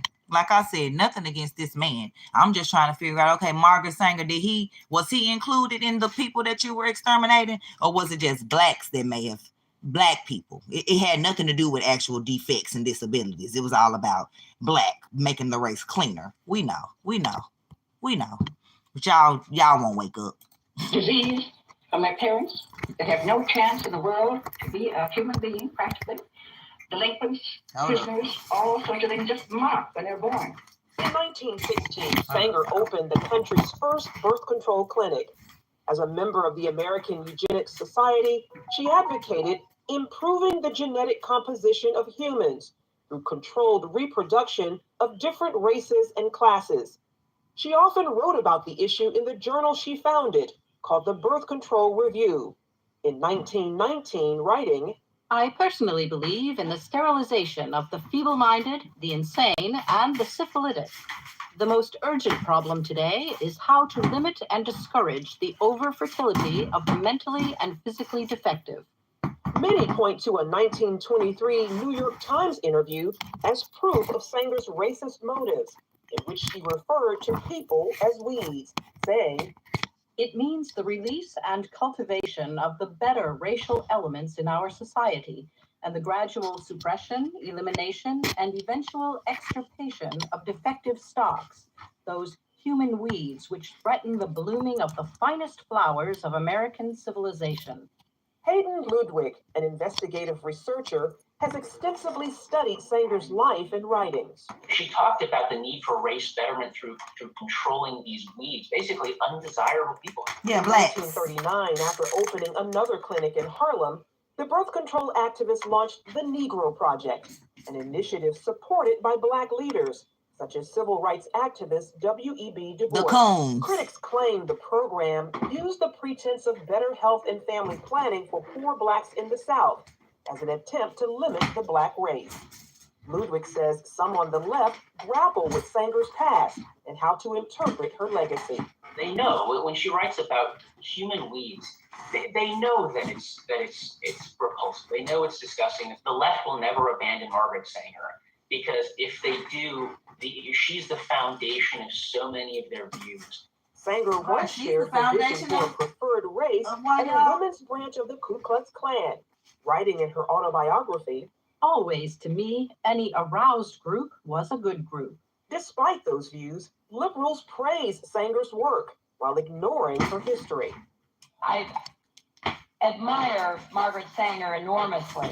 Do you, Hillary? Her courage, her tenacity. Yeah, y'all make sure y'all hear that, because you know Hillary Clinton was the next speaker that I was about to let y'all hear. But y'all hear, you know, she Margaret Sanger, this whole racist. And here go Hillary Clinton. I admire her tenacity. So you want to exterminate the Negroes too? Well, we know all the people that you on the lab. That's why they call you Hillary in those other countries. But yeah, we won't even talk about this since you're not running for president. Sanger's work while ignoring her history. I admire Margaret Sanger enormously. Her courage, her tenacity, her vision. Girl, what vision? To kill Black people? What vision, Hillary? All of her. Ryan Baumberger, founder of the Radiance Foundation, says abortion proponents are working to clean up Sanger's past and what she stood for. They have to reinvent her every time they talk about her in order to Right, because we ain't falling for their that. celebration of her. Former Planned Parenthood director Abby Johnson says those inside the abortion industry are trained to overlook Sanger's racist. You heard her, the former, because she said, I'm up out of here. Listen to what she said they were trained to say about Margaret Sanger, this racist. They want to talk about Trump a racist. No, the racist is right here. That's right with the Democrats, with Planned Parenthood, aka the Negro Project, you know, because they want to exterminate the Negro, you know, right here. We don't want word to get out that we want to exterminate the Negro population. Okay. They give you an answer like, well, I mean, yes, Margaret Sanger was a racist, but everybody was a racist back then. Everybody was a racist back then. That's something else. You know what? So their response to her being racist is everybody was racist back then. Everybody wasn't trying to exterminate the Negro population. Because she is your hero. And she has to be your hero. You cannot question Planned Parenthood. In 1997, Stephen Mosher of the Population change the Research title on my Institute video. wrote about the push to repackage Margaret Sanger in the Wall Street Journal. The reason I call it the repackaging of Margaret Sanger is because after the Nazi regime destroyed the legitimacy of eugenics forever, they then went back and said, oh, she was just an early feminist. She was just an early supporter of family planning. No, she wasn't. She was a supporter of giving IQ tests to people. She was in favor of using those IQ tests to determine who should be sterilized and who should have children. In a response titled The Demonization of Margaret Sanger, Alexander Sanger, her grandson and president of Planned Parenthood at the time, called Mosher's editorial unfair. In the same piece, Esther Katz, director of NYU's Margaret Sanger Papers Project, claimed evidence revealing Sanger did not rationalize her support for birth control on racist grounds, that she never advocated genocidal policies aimed at racial, ethnic, or religious groups. and that she, in fact, believed access to birth control would benefit, not eliminate minority populations. Dr. Katz turned down our request for an interview, although in this article, the editor as public authority interpreting Margaret Sanger, she wrote, by our current highly sensitized standards, some of her attitudes and statements can be construed as racist, elitist, ethnocentric, and not politically correct. In 1942, Margaret Sanger's American Birth Control League became Planned Parenthood, which has moved to fulfill its founders' goals, helped greatly by the Supreme Court decision in Roe v. Wade. Under the veil of secrecy and deception, 60+ million babies have not been born because they were aborted legally since '73. 1/3 of that population belong to the African American community. A frightening and telling number, given Blacks make up only 13% of the U.S. population. Dan Gaynor of the Media Research Center says that Sanger's true mission remains alive and well throughout today's abortion industry. Look at the maps. See where the abortion facilities are. They are near places where people are marginalized, people are poor, people are minority, and that's their target market. Generation after generation, we have built a better world for our daughters. Because of allies in the media and academia, Gaynor also points out how speech from conservatives. Look at her.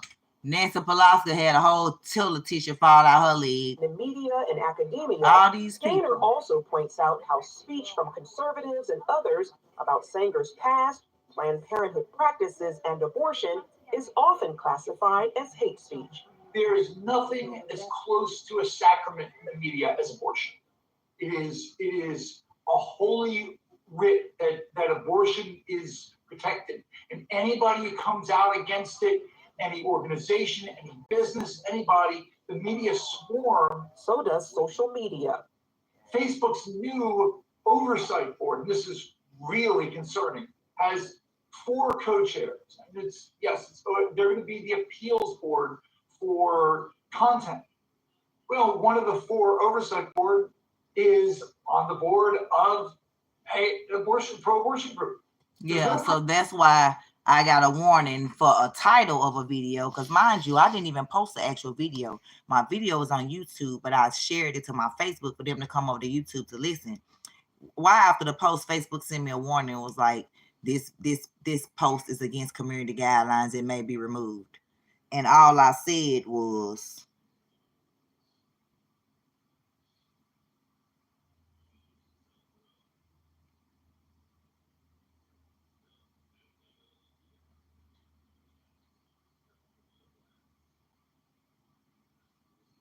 I said, and I went back and edited the video, the post, in case they erased it, and they didn't erase it, and that's probably why they didn't. I said, Facebook warned they will remove this. Why, you ask? You know why. So I said, the Negro Project, aka Planned Parenthood, outside DNC, giving out free abortions. But I thought y'all rights was taken. But said, keep believing the lies they tell you. Also, you won't be able to afford that home Kamala Harris promised. And the same person stealing policies on taxes on tips is the same person who was the tiebreaker to tax your tips, Kamala Harris. I said, wake up. If all you're going to do is call me names like Coon, the next Candace Owens, which she is pro-life now, or say I'm doing something for attention, you should be too. Or don't speak to me about it because I'm not researching, because I'm researching, and you're just listening to propaganda, lies chanted, do something when your party has been in charge of the country for the past 3.5 years, 12 years out of the last 20 years. So yeah, Facebook warned that they would remove that, but they didn't. But they said that they would. And of course, people coming in my chat, you doing stuff for attention, asking is my page hack. That Planned Parenthood wasn't giving out abortions at the DNC. They was just giving out abortion pills. Okay, that's the same thing. Like, you act like that's even better. Oh, it was in pill form.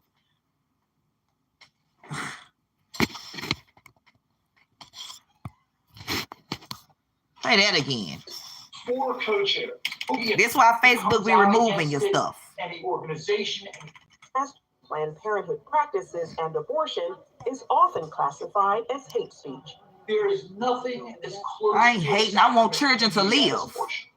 It is a holy writ that abortion is protected, and anybody who comes out against it, any organization, any business, anybody, the media swarm. So does social media. Facebook's new oversight board, this is really concerning, has 4 co-chairs. They're going to be the appeals board for content. Well, one of the 4 oversight board is on the board of an pro-abortion group. There's no pro-lifers. They're not there. The problem also exists on many college campuses. I remember at Harvard, they laughed when I was talking about the history of eugenics. And they said, that doesn't matter. Planned Parenthood is not like it was during Margaret Sanger's days. It's worse. You say not true and are committed to exposing her past for future generations. Charlene Aaron, CBN News. Well, keep in mind, this is a serious matter. You're trying to revise history to suit a political agenda and to suit a political argument. The source of that story, curiously, is a group called NewsGuard, and what they're self-appointed watchdogs of news organizations, and obviously coming from the left.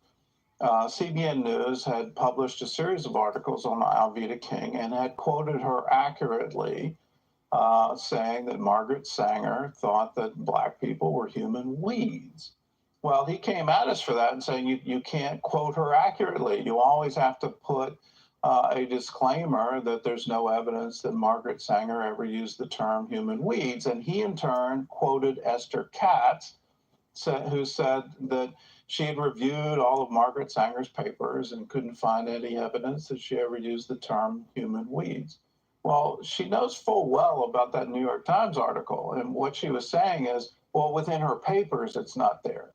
But within the public record, it is there. And so there's a conscious effort to rewrite history and declare her as some kind of hero that we should all look up to and ignore the root of Planned Parenthood, which is quite clearly eugenics. Now, you go back to the title of that New York Times article, and it says, "Creating a Race of Thoroughbreds." So it's selective breeding. That's what this is all about. Right. And selective breeding. Just how they're trying to rewrite history with Kamala, like we don't know she's terrible. Yeah, but they'll keep on trying to hide the truth, and but I just wanted that y'all just like being racist. This lady said, we don't want the word to get out that we're trying to exterminate the Negro population. Okay. All right, let's get back to Hillary, which I'm finna fast forward through her because I really don't even want to hear her. I want to hear, no, we're not going to even hear Hillary. I don't even want to hear Hillary. She ain't talking about nothing. We're going to hear like 2 seconds of Hillary, then we're going to go to Joe Biden yelling and screaming, talking about they're going to do all they can to make illegal immigration stronger. Yeah. This was his retirement party, hooping and hollering on the stage, y'all. Thank you so much. Honey, shut up. Thank you. Whatever. Something is happening in America. Girl, what? Yeah, we're not voting for Kamala. That's what's happening. You can feel it. Something we've worked for and dreamed of for a long time. Girl. First, though, let's salute President Biden. Pass. He showed. Get no salute from me.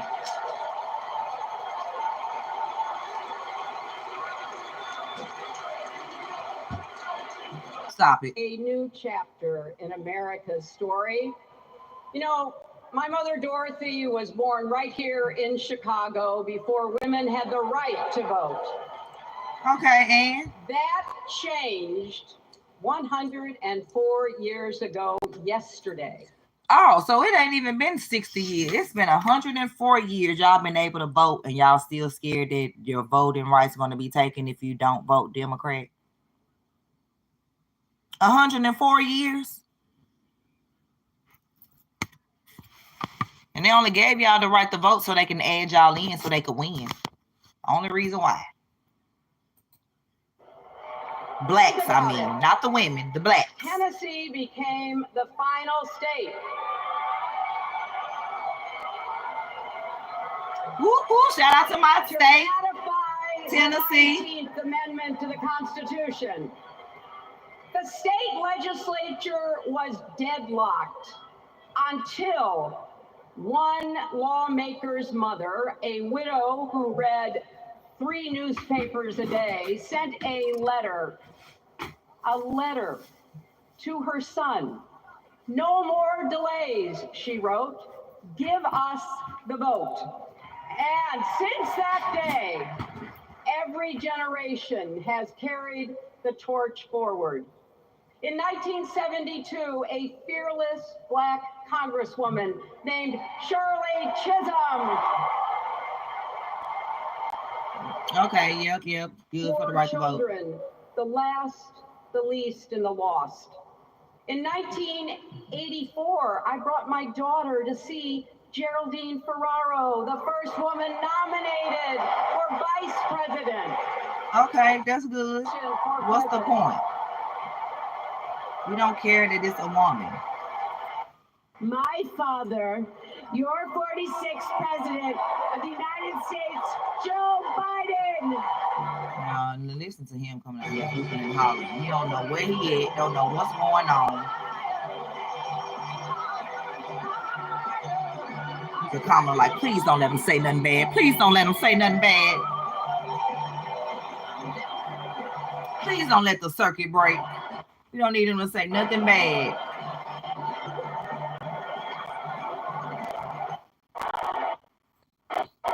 All right, come on.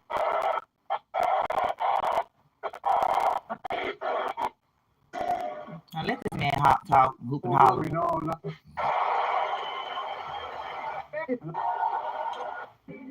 The middle and the end. And I love you all. Folks. All right, yeah.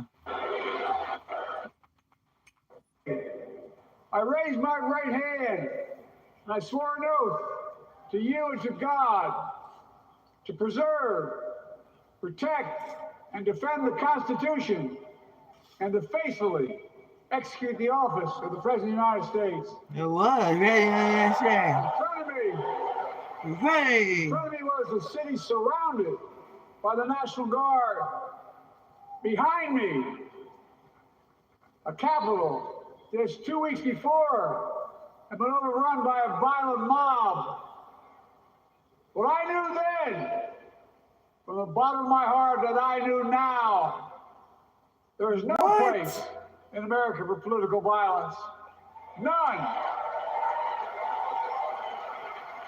Let me speed him up because he's going to be talking so slow. Your country only when you win. In that moment, I wasn't looking to the past. I was looking to the future. I spoke of the work at hand, the moment we had to meet. It was, as I told you then, a winter of peril and possibility. And we got to slow down because we got to hear him talk slow. Possibility. My bad. We're in the grip of a once-in-a-century pandemic, historic joblessness, a call for racial justice long overdue, clear and present threats to our very democracy. Thank you. You know what? I don't even want to hear this. Moving forward, not going back. To stand against hate and violence in all its forms. To be a nation where we not only live with but thrive on diversity. You know what? Average salary in those fabs, size of a football field, will be over $100,000 a year. What is he talking about? Need a college degree. No, this is our current president, the Builders Table. Because of you and so many electeds out there, American manufacturing is back. Where the hell to say we wouldn't lead the world in manufacturing? 800,000 new manufacturing jobs. They lied. They lied. They made these jobs up. Our Republican friends and others made sure that they go abroad to get the cheapest labor. We used to import products and export jobs. Now we export American products and create American. Oh wow, you need to stop. We fundamentally transformed how our economy grows, from the middle out and the bottom up instead of the top down. You know, my dad used to say there wasn't a whole hell of a lot. Oh look. Or political power. You know what? No, I just need to get to the points. I can't find. Hold up.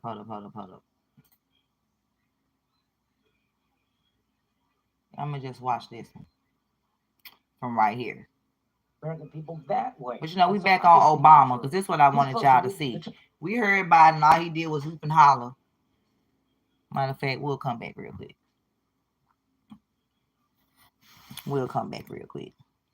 Let me go back because Benny had the part that I wanted to see, the highlight from the DNC.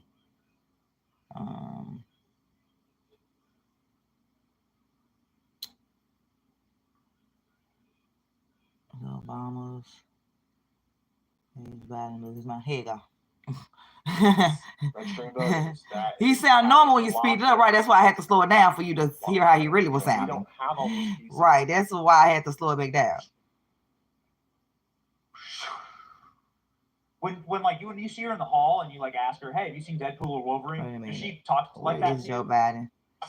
Even look, y'all, even the white folks was laughing at her like, look, union buster thinks of himself as more of a patriot than the woman who fights every single day to lift working people out from under the boots of greed, trembling on our way of life. I'm like, what? What is that? Trembling on our way of life. That is the clip that I wanted. What is she saying exactly? What is that? I don't understand. Like, what did she? What was it? Because it wasn't like an English sentence. It wasn't words in English. It was AOC just going like this and then going like that. Right. And that's it. And then that's enough to get people. What's this? Let's see. Girl, you was not America's choice. Who will be speaking later tonight?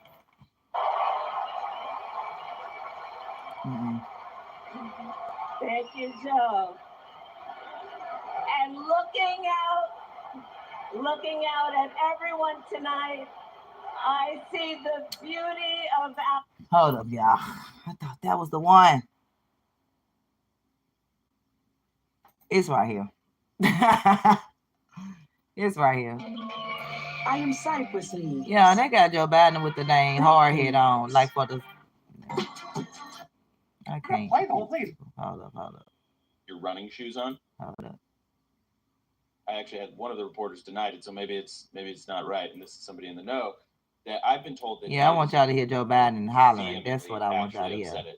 And Benny got the key. Benny got the parts. He was force you speak at the first night of the convention. Thank you. Wait a minute. Pretty sure it's number 4. Come on, let me get started so Benny gets started. Let's see.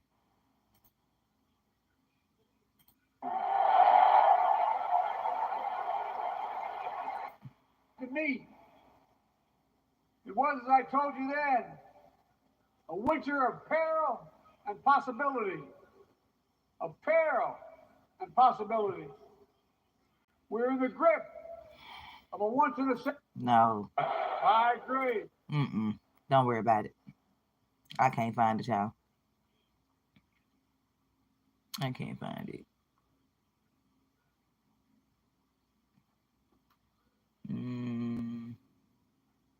Oh, here you go. Skin continues that this is like all of okay, this was the part. Even he said, even he was like, did this man really say this? And voters. And they're insanely viral. They brought this dude on stage who I think has ALS, and they put a microphone in his face, and I'm like, not gonna make fun of. Obviously, you don't want to make fun of this guy, but like, doesn't this seem like you're kind of using the guy, right? Like, aren't you like in some way isn't this kind of like taking advantage? It is. It seems wrong, and this is why the clip went so viral. Here we go.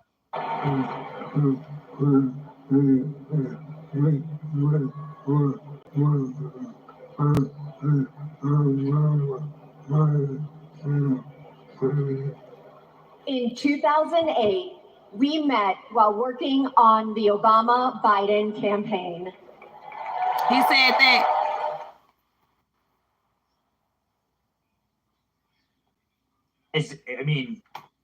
Okay.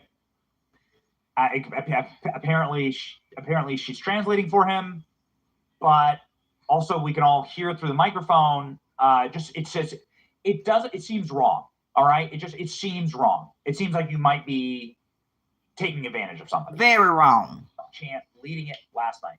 Donald Trump fell asleep at his own trial, and when he woke up, he made his own kind of history. The first person to run for president with 34 felony convictions.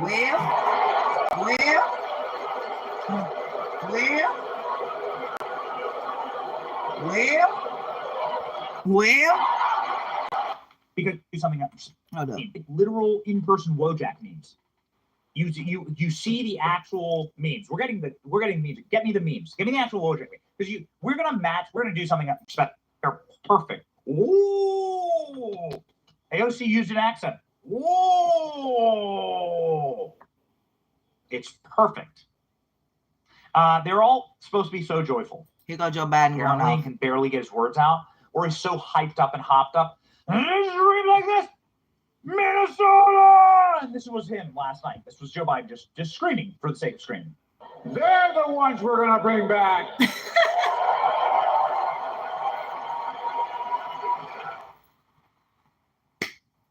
Okay, great. What about Joe Biden? Why is who illegal yelling? Immigrants. Joe Biden, we will strengthen illegal immigration. He said it. Don't come back. Listen, y'all. Listen to Joe. Tom and I are committed to strengthening legal immigration. What? Okay. Y'all what? Y'all gonna do what, Joe? Strengthen illegal immigration. He said it. Don't come mad at me. Here he goes. Tom and I are committed to strengthening legal immigration. Let's put closed caption up there and see what he said. Did he say legal? Committed to strengthening legal immigration. Okay. Good. Great. Thank you so much. And then the people who broke down the barricades and staged a DNC de-insurrection is what we're going to call it. De-insurrection. We're going to work on that. We're going to workshop that. Those people, Joe Biden thanked them. The guys who were tearing the orcs. Yeah, he thanked the protesters. The anti-Semitic, the pro-Palestinian people that were burning Joe Biden in effigy outside. Joe Biden thanks them and says, "You know what? You guys have a great point." As they're tearing the walls down. Joe Biden also good, by the way, at tearing walls down. So maybe he found common cause. Listen. And surge humanitarian health and food assistance into Gaza now. Can we get health and food assistance in the U.S. now? Maybe he found common cause. Listen. And surge humanitarian health and food assistance into Gaza now. To end the civilian suffering of the Palestinian people. And finally deliver a ceasefire and end this war. The war y'all started?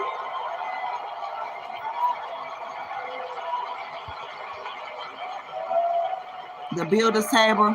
Okay, go pee. I'm gonna go find it. Those protesters I'm gonna find it now. They have a point. A lot of innocent people are being He said killed. the protesters got a point, right, for wars that y'all starting. Sides. They have a point.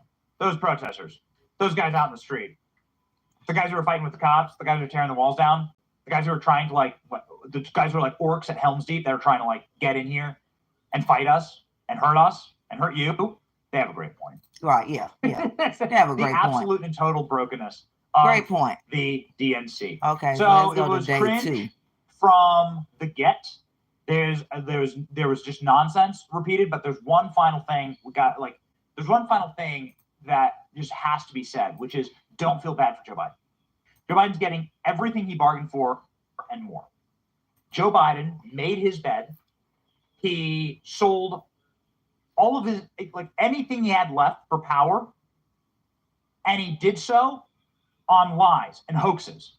And he continues to use this platform to push one of the most venomous and debunked hoaxes. And he pushed 5 demonstrably last night. The suckers hoax about Trump at the military cemetery, hoaxes about tax rates, hoaxes about the border, hoaxes about Project 2025. All of these things are hoaxes. They're easily unprovable.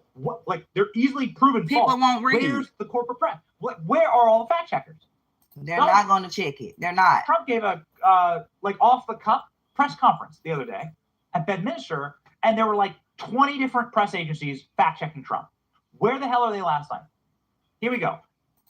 The very fine people hoax. This is. Yeah. Where were they? Everything Trump say, they trying to go debunk, but they won't just go research what people say. Like when I say, oh, she gave the agents $26.9 billion last year. Oh, you're telling a lie. When it's right here. It's right here. 20 billion, an increase of the 2.7 billion over the past year. So she gave them 17.3 billion in 2022, 20 billion in 2023, an additional 6.4 billion, which is 26.4 billion for Asian American Pacific Islander small businesses. You can fact check it from White House. It's there. Where is it? Now we're going to listen to the Obamas. And I fell for it in 2008 and 2011, but I'm not falling for it again. I'm not falling for it again. Come on, computer. What you doing? What you doing? I need to close some of these things. I know.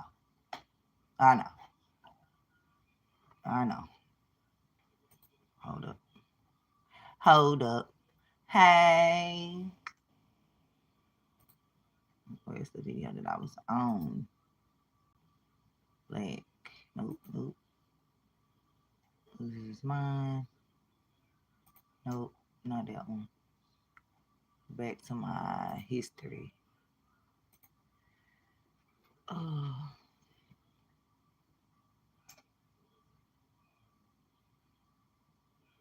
Was it this one?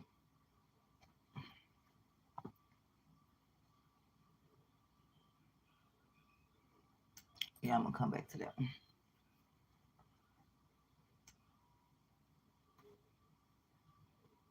From Snopes. Okay. I got that one up, and then I need another. Just a moment, y'all.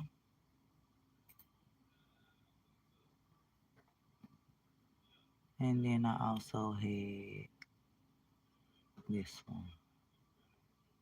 The coup.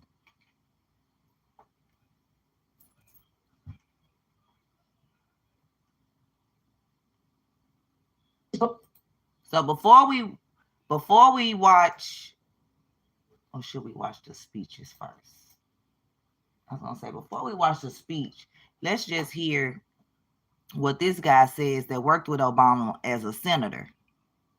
He's close to being the Hold up. Full price. I like this man. Yeah. But he did. He did, and that's how they treat him now, and that's how bullies treat people.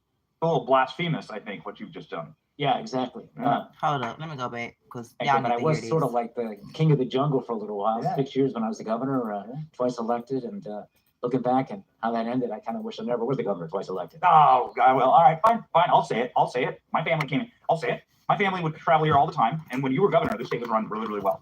Chicago was, I think, in a much better place. I love this city. It's a great American city, but it breaks my heart walking up Michigan Avenue and seeing half the storefronts empty. Yeah, no, that's a great point. Thank you for saying that, by the way. Just real quick to get this out of the way to your listeners. I didn't do it.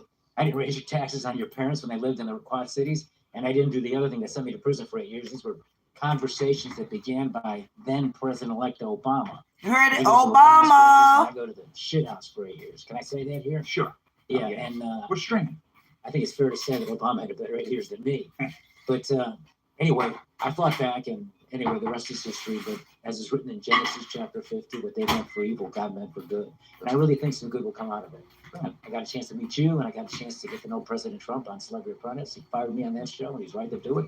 And he freed me from prison, and he was right to do that. He's the only president of American history to have fired and freed the same guy. Even Lincoln didn't do that. Really? Okay. Well, hey, listen, we're in Trump Tower right Yep. now. This was being built during your governorship. Am I wrong?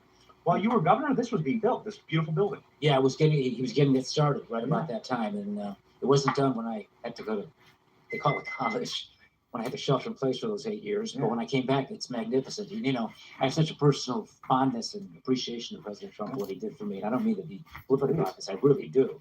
That whenever I'm in one of his hotels, and they're all about highest quality, you know that. They are. In fact, I just used the men's room before we came in, and I'm so careful with his stuff that after I washed my hands, I splashed some water on the sink. I took some towels and wiped it off. I'm going to make sure I took care of his stuff because I owe him so much. Okay, well, I think that we're going to Damon, have a 421. rowdy conversation tonight. Inside of the DNC, there was quite an interesting vibe. Very strange. I get very strange, and maybe you can talk me through it because I've been to Democratic conventions to cover them, right, for various outfits I worked for when I was working for different journalism outfits. However, what I saw tonight was not joy. Everyone's talking about how joyful everything is. What I saw tonight was not joy. It was very strange, very, very macabre. I was yelled at a couple times. People were very salty, but I didn't see a single Biden button. I didn't see a single Biden shirt. I didn't see a single Biden mention. You'd think there'd be something like a photo or a doodad or a knick-knack about Joe Biden. You know, the guy's technically still president. Nothing, baby. I mean, they'd cleaned house like he never existed. I was like, man, that's brutal.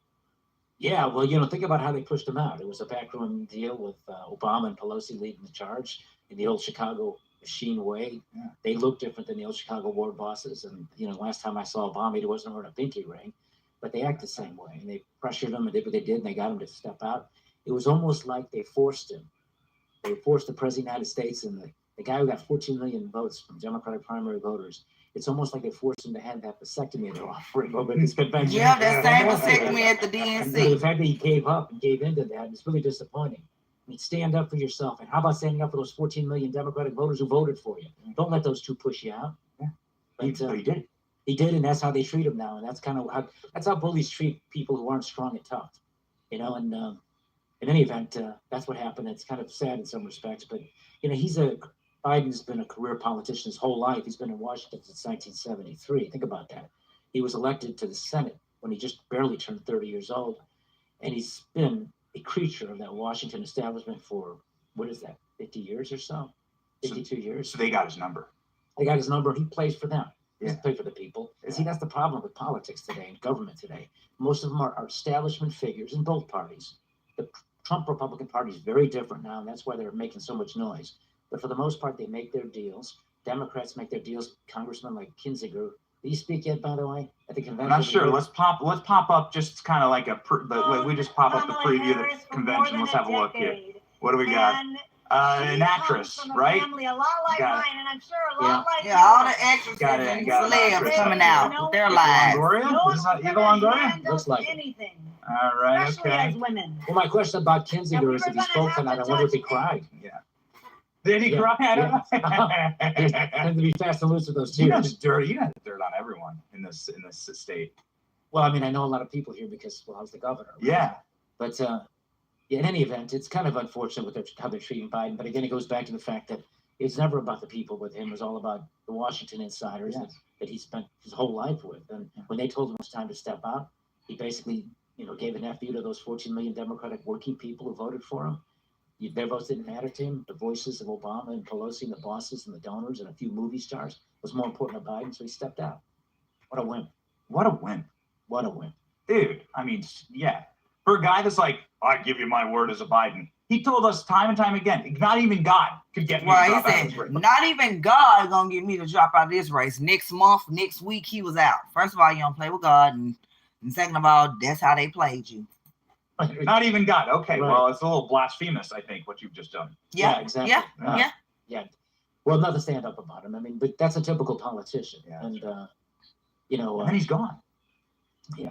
My man, he's banished. I mean, he's not, they didn't even like let him stay the night.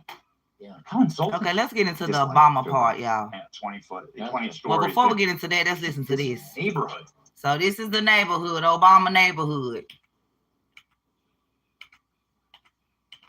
There we go. Hang on.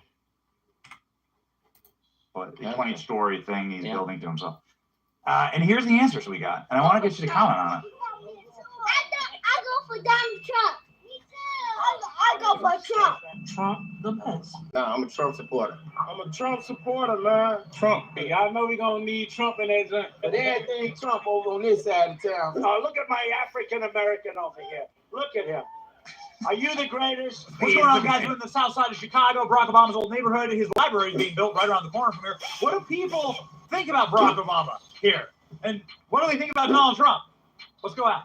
Yo, man, the south side of Chicago is rough. Abandoned houses, blight, tough-looking neighborhoods. This where Obama from, right?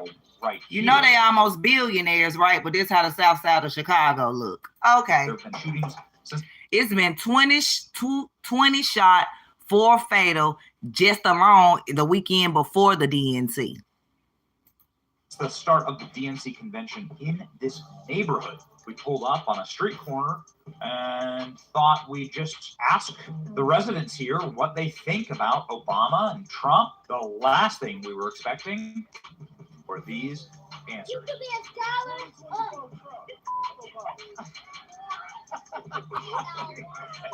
We didn't find a single person say a single. Trump drops the hard R. Kamala relatives own slaves.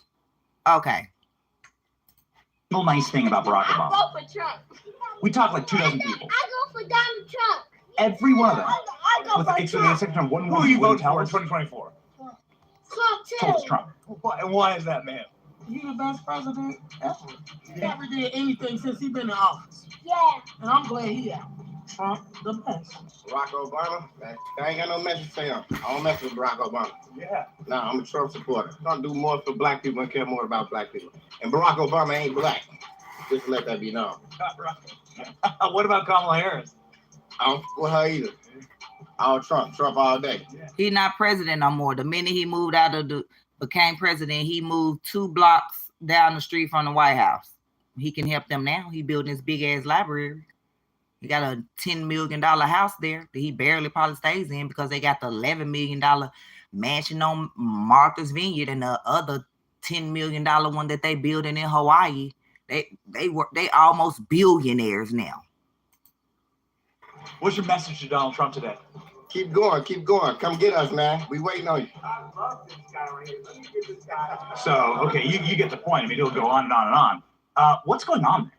Yeah, that doesn't surprise me at all. You know, I spent 8 years in prison, you know, and when Trump first ran in 2016, I saw some of the guys, my friends, the black guys, and they loved Trump. They loved his authentic style, but he's so not a politician, not that phony baloney stuff. And now the years have gone by, and they had a taste of Trump for 4 years as president, the black community did, and they saw that, you know, things improved in their lives. You know, made the most money from 2016 to 2020 in my businesses and in my life. Period. Before a stimulus, I was getting residual income and still getting it.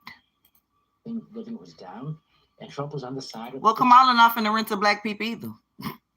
You know, because she gave her people. Yeah, are you new here? Are you new here? Are you new? You know, because she gave her people, you know, all this money right here, but we're just going to focus on just this one particular set of money here. You know, she gave her people $26.4 billion for their small businesses, you know, the Asian Americans. But however she turned black, like Trump said a few years ago. Okay, let's continue. You won't stop my show. In other words, we need police in those neighborhoods. You know, here in Chicago, in that neighborhood, for example, you're 20 times more likely to be a victim of a homicide in that neighborhood than you are in the neighborhoods where the white people live. And we're a very segregated city. Obama let them down. There was a great deal of promise and hope as the first.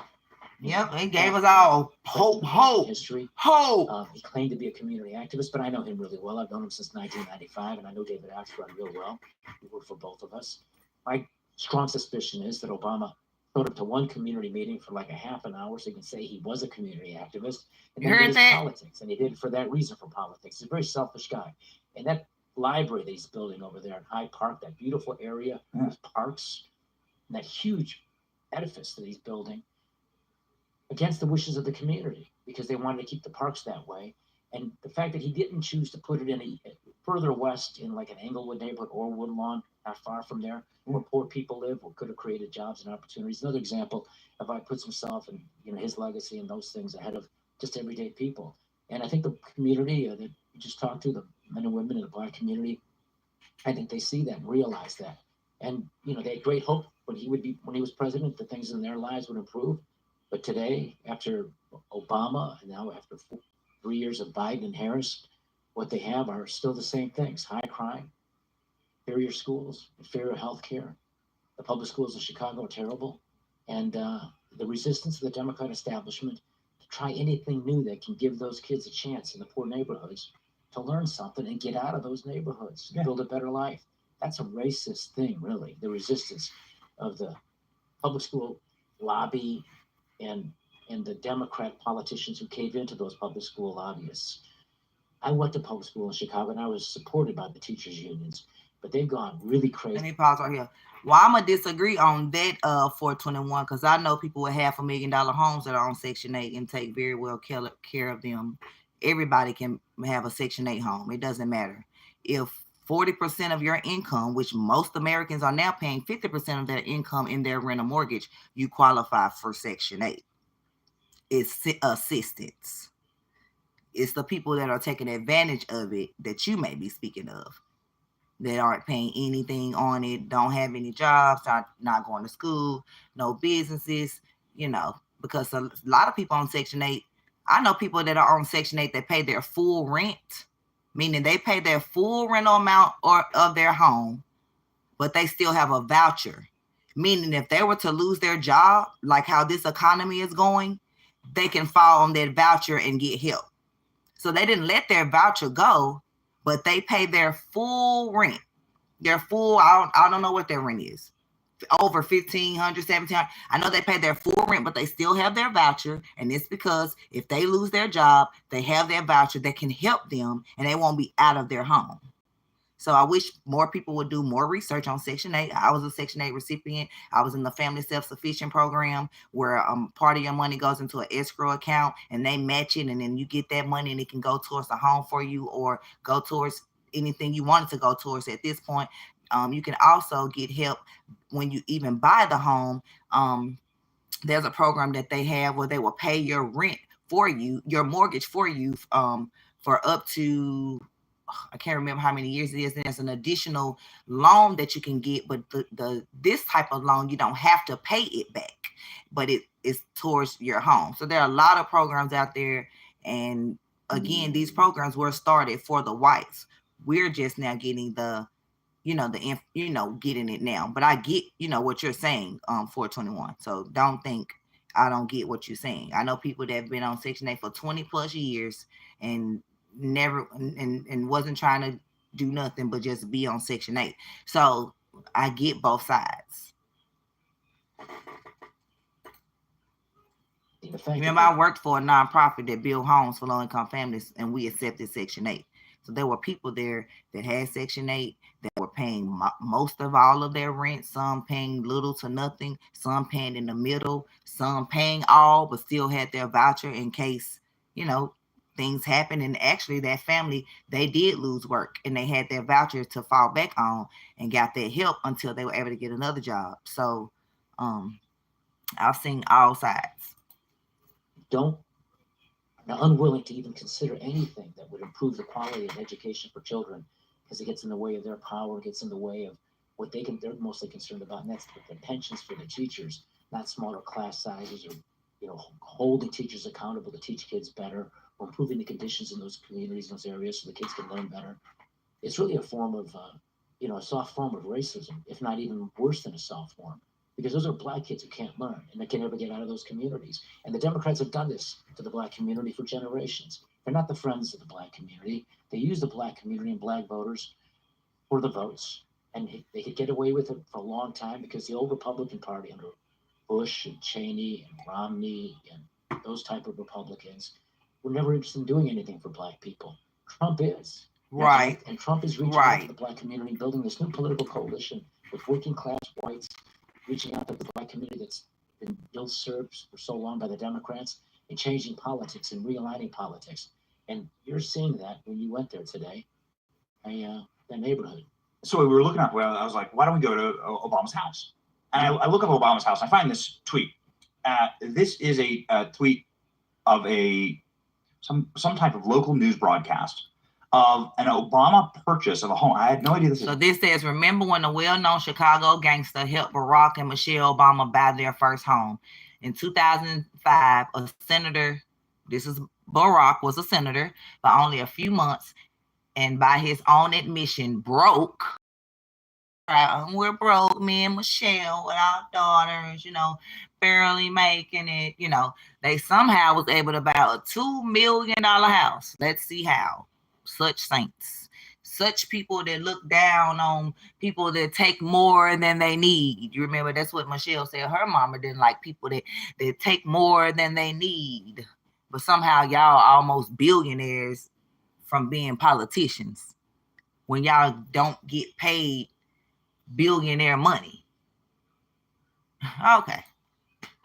An Obama purchase of a home that's like a multi-million-dollar mansion, but he used some notorious, well-known Chicago gangster effectively to buy. Maybe some of these guys, to buy the house and to buy like the lot next to it. And so back when he was just they had this house which was worth $1 million, and then got a gangster to buy this lot.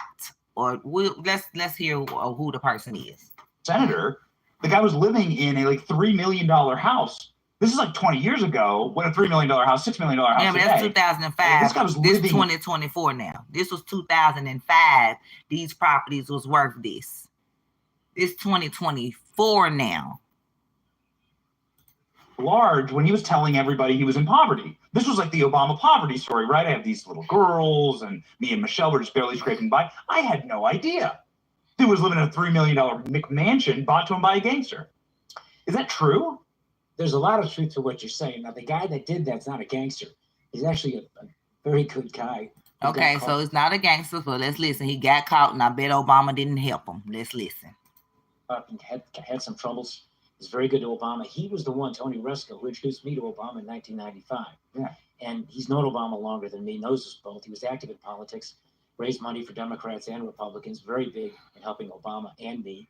And Tony, after Obama was elected to the Senate, helped Obama buy a lot next door to that mansion that the Obamas bought. And they paid full price for the lot, $750,000. Resco paid all of that. Because the Obamas didn't have enough money to buy the lot, the adjoining lot, and the mansion itself. So they paid like $700,000 for the actual mansion, actually negotiated that down. But Resco was forced to pay full price, list price, for that vacant lot next door to the mansion. Then when Obama began running for president and there was scrutiny about Obama and his dealings and Resco's relationship with him and me, Obama then had a fence put up to separate the lot from the mansion and gave Resco the bill. It cost $13,000. Wow. And Resco goes what a dirty dog, man. I get. No, yeah. Resco was a very stand-up guy in many ways, and he made and there's so much to this story. But when he was convicted, Resco, of stuff that had nothing to do with my administration, and as far as I know, nothing to do with Obama. But the feds were pressing him to say stuff about me and Senator Obama at the time. And Resco wrote a letter to the sentencing judge saying, I'm not going to lie about Governor Blagojevich or Senator Obama. I've never been involved in any wrongdoing with either one of those guys. So he protected. I guess the same reason that Oprah, a billionaire, and was asking regular Americans to help her rebuild Hawaii, that she the cause of the fires, allegedly. Because she not for us either. Obama. And so then he goes to prison, and they kept him in solitary confinement for 3 years, squeezing him to say stuff about me and lie, and he wouldn't do it. And sorry, I didn't actually know that. I didn't mean to play clip to like, no, you know, elicit no, any of that. no, it's good. Forgive me. No, I'm glad you did that because it's important to know. I mean, how Obama uses people. And when Rusko could have used his help, when Obama had all that power, maybe cut his sentence a little bit. Yeah. He let him sit there. Well, Governor, I'm like, the reason I'm looking this up is that the Obamas go to the DNC, and you wouldn't believe you really would think they were on food stamps. Thought they were on the way food that Michelle stamps. Obama talks, right? We are very suspicious. I don't know if you saw the speeches. We're very suspicious. Yeah. In case you didn't see the speech.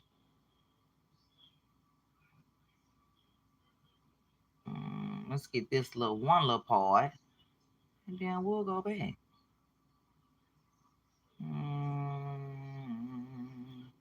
Because I want you to see this part, and then she looked more like Michael in this part than anything. But hey, Hey, be townhouse. quiet. First thing he does after leaving office was buy a. I think the only president in American history who has stayed in Washington, D.C. The first thing Obama did was buy a townhouse down the street from the White House to run a shadow government in Washington. This is the first thing he does after leaving office. He buys a townhouse. Let's go. I want the prices of it. Okay, send me the prices of the homes. I want the prices of all of his homes. I'm gonna show you really quickly. This is give me the prices of all these. This is a $10 million house in Martha's Vineyard. 11.2. So here's one of his homes. Let's scroll through there. You guys should be able to. You guys should see. Get a load of this. Oh wow! Private beaches. It's on like 30 acres. It's got 10 bedrooms. Holy moly! This is Barack Obama. This is just one of his private homes. Show me the one in D.C. I want the one in D.C. Yeah, where's the one in Washington? Because he bought a home down the street from the White House in the most expensive neighborhood in all of Washington, and he paid another $10 million for that. For that, that's a mansion. Okay, but they ain't letting none of the migrants stay there. Bought a $2 million home here in Chicago, and then he bought a home on a private island in Hawaii that he destroyed. Okay, so he ripped it up, and he's now destroying the beaches in Hawaii. Obama just bought this $8.1 million home. Let me see the headline here. This is from like 10 years ago. So this home is probably a $20 million mansion now. Right. So this is the other castles-like mansion that the Obamas own. The Obamas have private chefs. How you make this type of money as a politician, as a president? I thought they don't get presidents, they don't get paid that much money. He was buying $1 million houses before he even got in the White House. Yeah, Mayweather, a black Jamaican. Kamala daddy is an Indian Jamaican. You know, there are Chinese Jamaican, European Jamaicans, all color Jamaicans, white Jamaicans. You do know that, right? Jamaica is a country, not a color.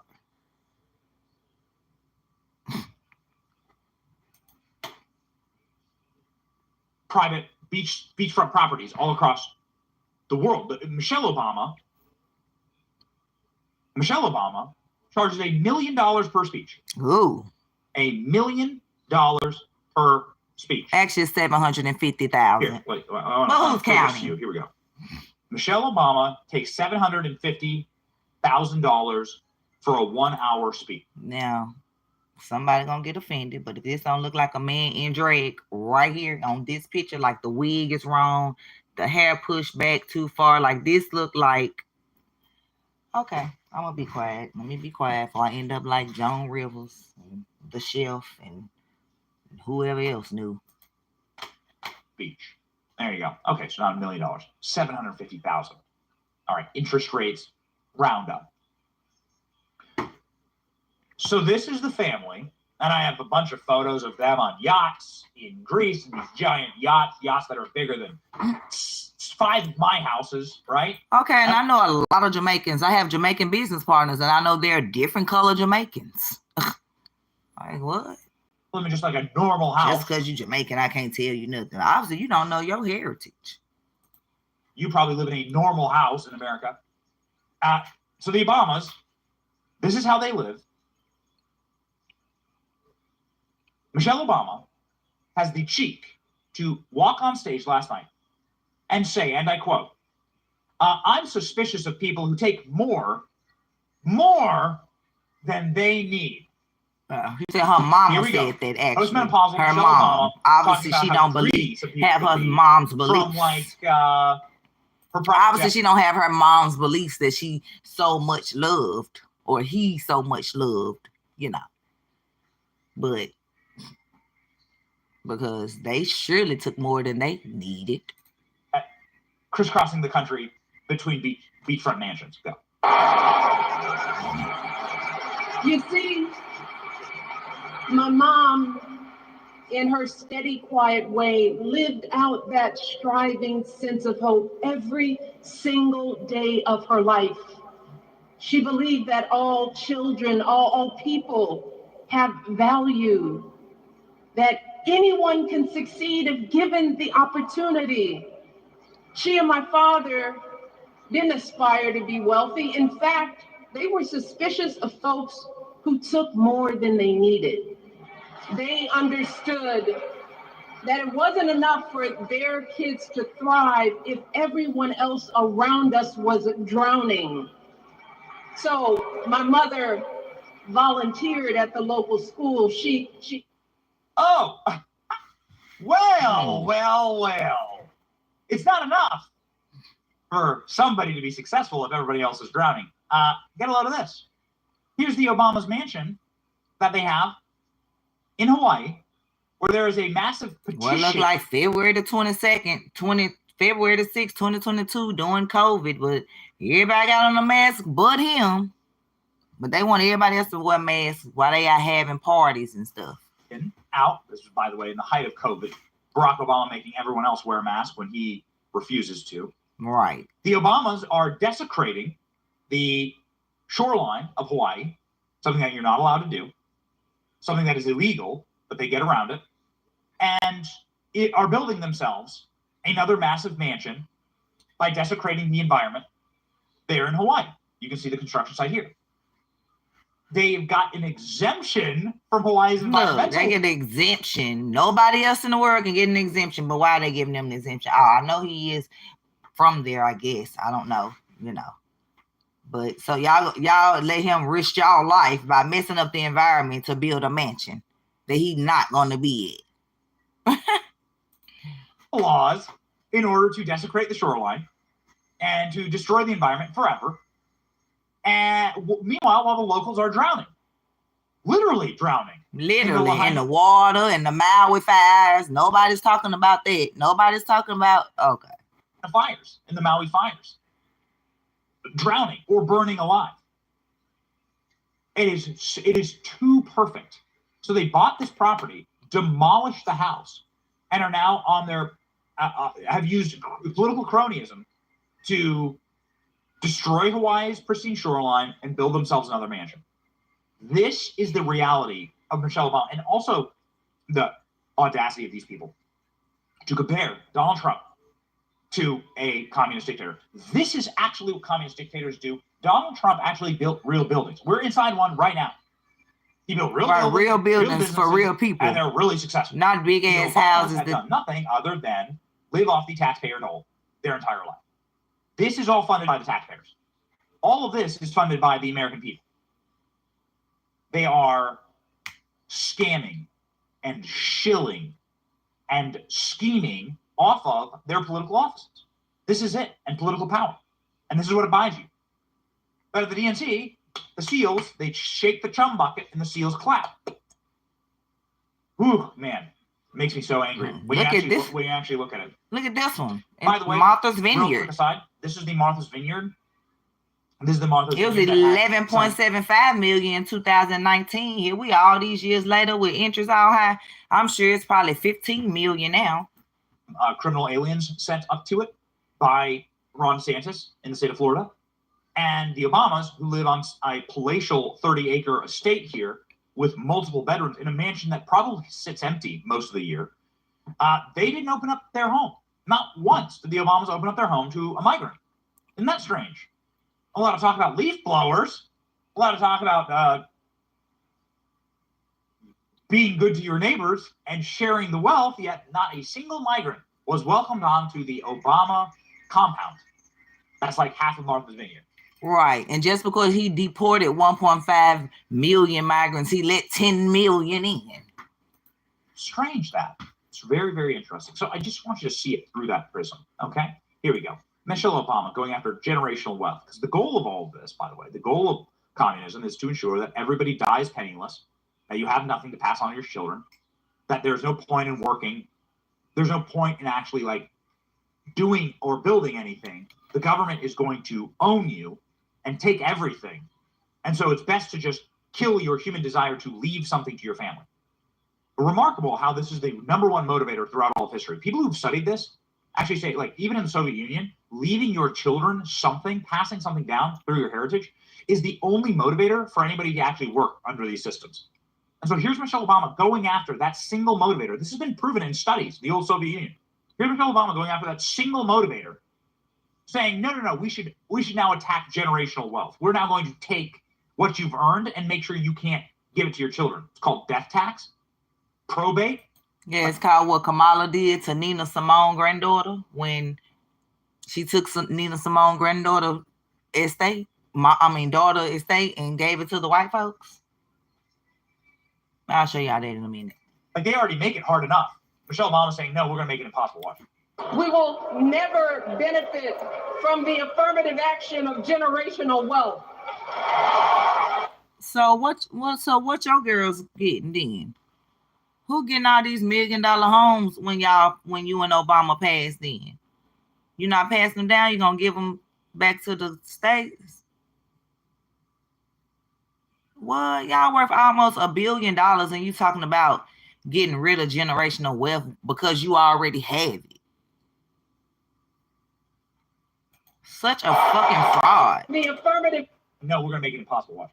We will never benefit from the affirmative action of generational wealth.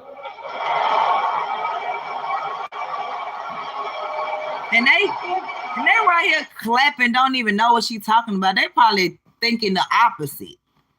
She's not talking about you having generational wealth. She's talking about stopping it, meaning leaving you broke. And y'all right here clapping. Oh, wow. If we bankrupt the business, all they heard was generational wealth. They didn't hear we can't do. All they heard was generational wealth. They didn't hear we're not giving it to you. Let me let you hear it again in case you didn't. Michelle Obama saying, no, we're going to make it impossible. Watch. We will never benefit from the affirmative action of generational wealth. So she said, we will never benefit from the affirmative action of generational wealth. Basically trying to talk about Trump because he's a billionaire when they're almost billionaires. And Sasha and Melania gonna inherit this if those are their real children. Because I heard they weren't, allegedly. So I don't know. But my whole point is, so y'all can get generational wealth building Obama's library. Like, you'll always have generational wealth. But nobody else can get it. And they right here clapping. Yeah, we're going to be poor. Yeah, we're going to be homeless. Yeah, we're going to be hungry. Like, they right here clapping when she basically saying, we're going to do away with you being wealthy, or do away with you being able to leave money for your children, your children, your children. Do y'all not hear this? So does that mean, what about the people that's in network marketing, where we leave our children our residual income? Are they going to come and try to regulate that? Y'all better wake up, network marketers.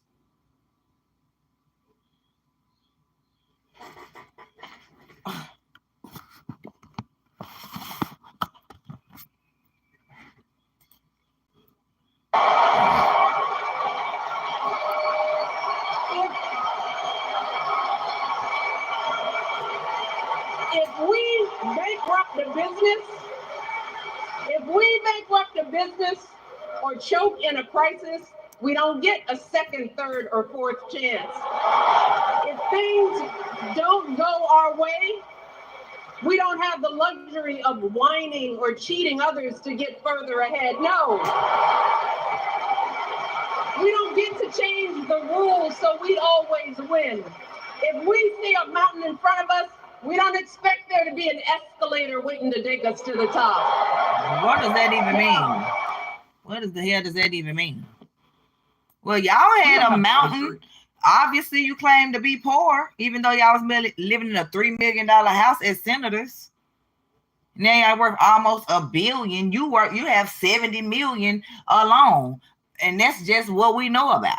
You charge $750,000 per speaking engagement. There's no telling how many speaking engagements you do. You probably only do 2 a year. I don't know. I'm just saying, like, because you live off the American people, so you don't have to work. Like, y'all sit here as politicians making, where is that thing I had that had the money that politicians make versus what they worth versus what they make? Let me see. Picture of what politicians make versus what they're worth. She don't have melanin in her, so stop it. Her daddy himself said he wasn't black.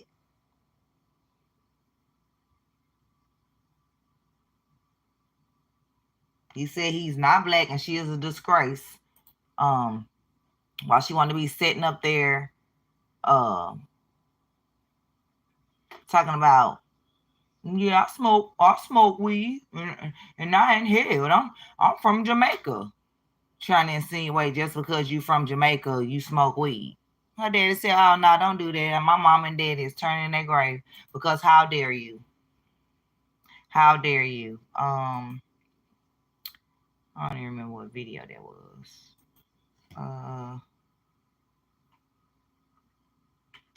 Let me see.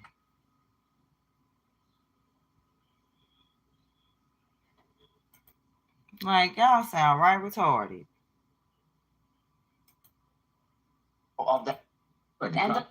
True. Off my face. She had that radio interview with Breakfast Club. It was released. We talked about it. She admitted that she smoked pot when they asked her if she was. But after she want to lock people up for pot. Legalizing marijuana, she said, of course I smoked marijuana. Half my family's from Jamaica. Are you kidding me? Well, her own father had a problem with that. But listen to what she said on the Breakfast Club. They say you oppose legalizing weed. That's not true. I know. and look, I joke about it, half joking. Half my family's from Jamaica. Are you kidding me? You ever smoked? I have. Okay. And I inhaled. I did inhale. It's really hysterical for the former attorney general of that state talking about doing something illegal, laughing about it, giggling about it, and trying to get some traction for it. Among the people that were upset by it, her dad, Donald Harris, from Jamaica, an economics professor at Stanford University, says this: my dear departed grandmothers, as well as my deceased parents, must be turning in their grave right now to see their family's name, reputation, and proud Jamaican identity being connected in any way, jokingly or not, with the fraudulent stereotype of pot-smoking, joy-seeking, and in pursuit of identity politics. Man, wow, what a blast at his daughter who wants to be the next president. No kidding. He added, and he had sent this statement to Jamaica Global Online. He said, speaking for myself and my immediate Jamaican family, we wish to categorically disassociate ourselves from this travesty. The campaign had no comment as of yesterday. It should be pointed out that Kamala Harris's parents divorced when she was younger, and her mother raised her and her sister. But her father still had a big part of her life. Absolutely. Even without. Yeah. Okay. So what? So But this what y'all want. Here y'all go. Here y'all go. With East. Here y'all go. Y'all can have it. Let them keep pandering to y'all with this. Let them keep pandering to y'all with this.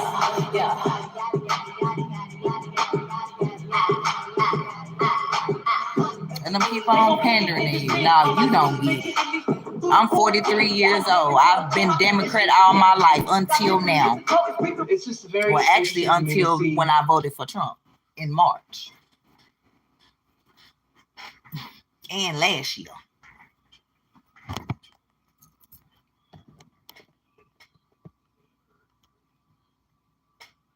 No, I can say that. She the one said, laughed and joked. You talking about what we said about weed. No, that's what Kamala said about weed. All right, what is you talking about?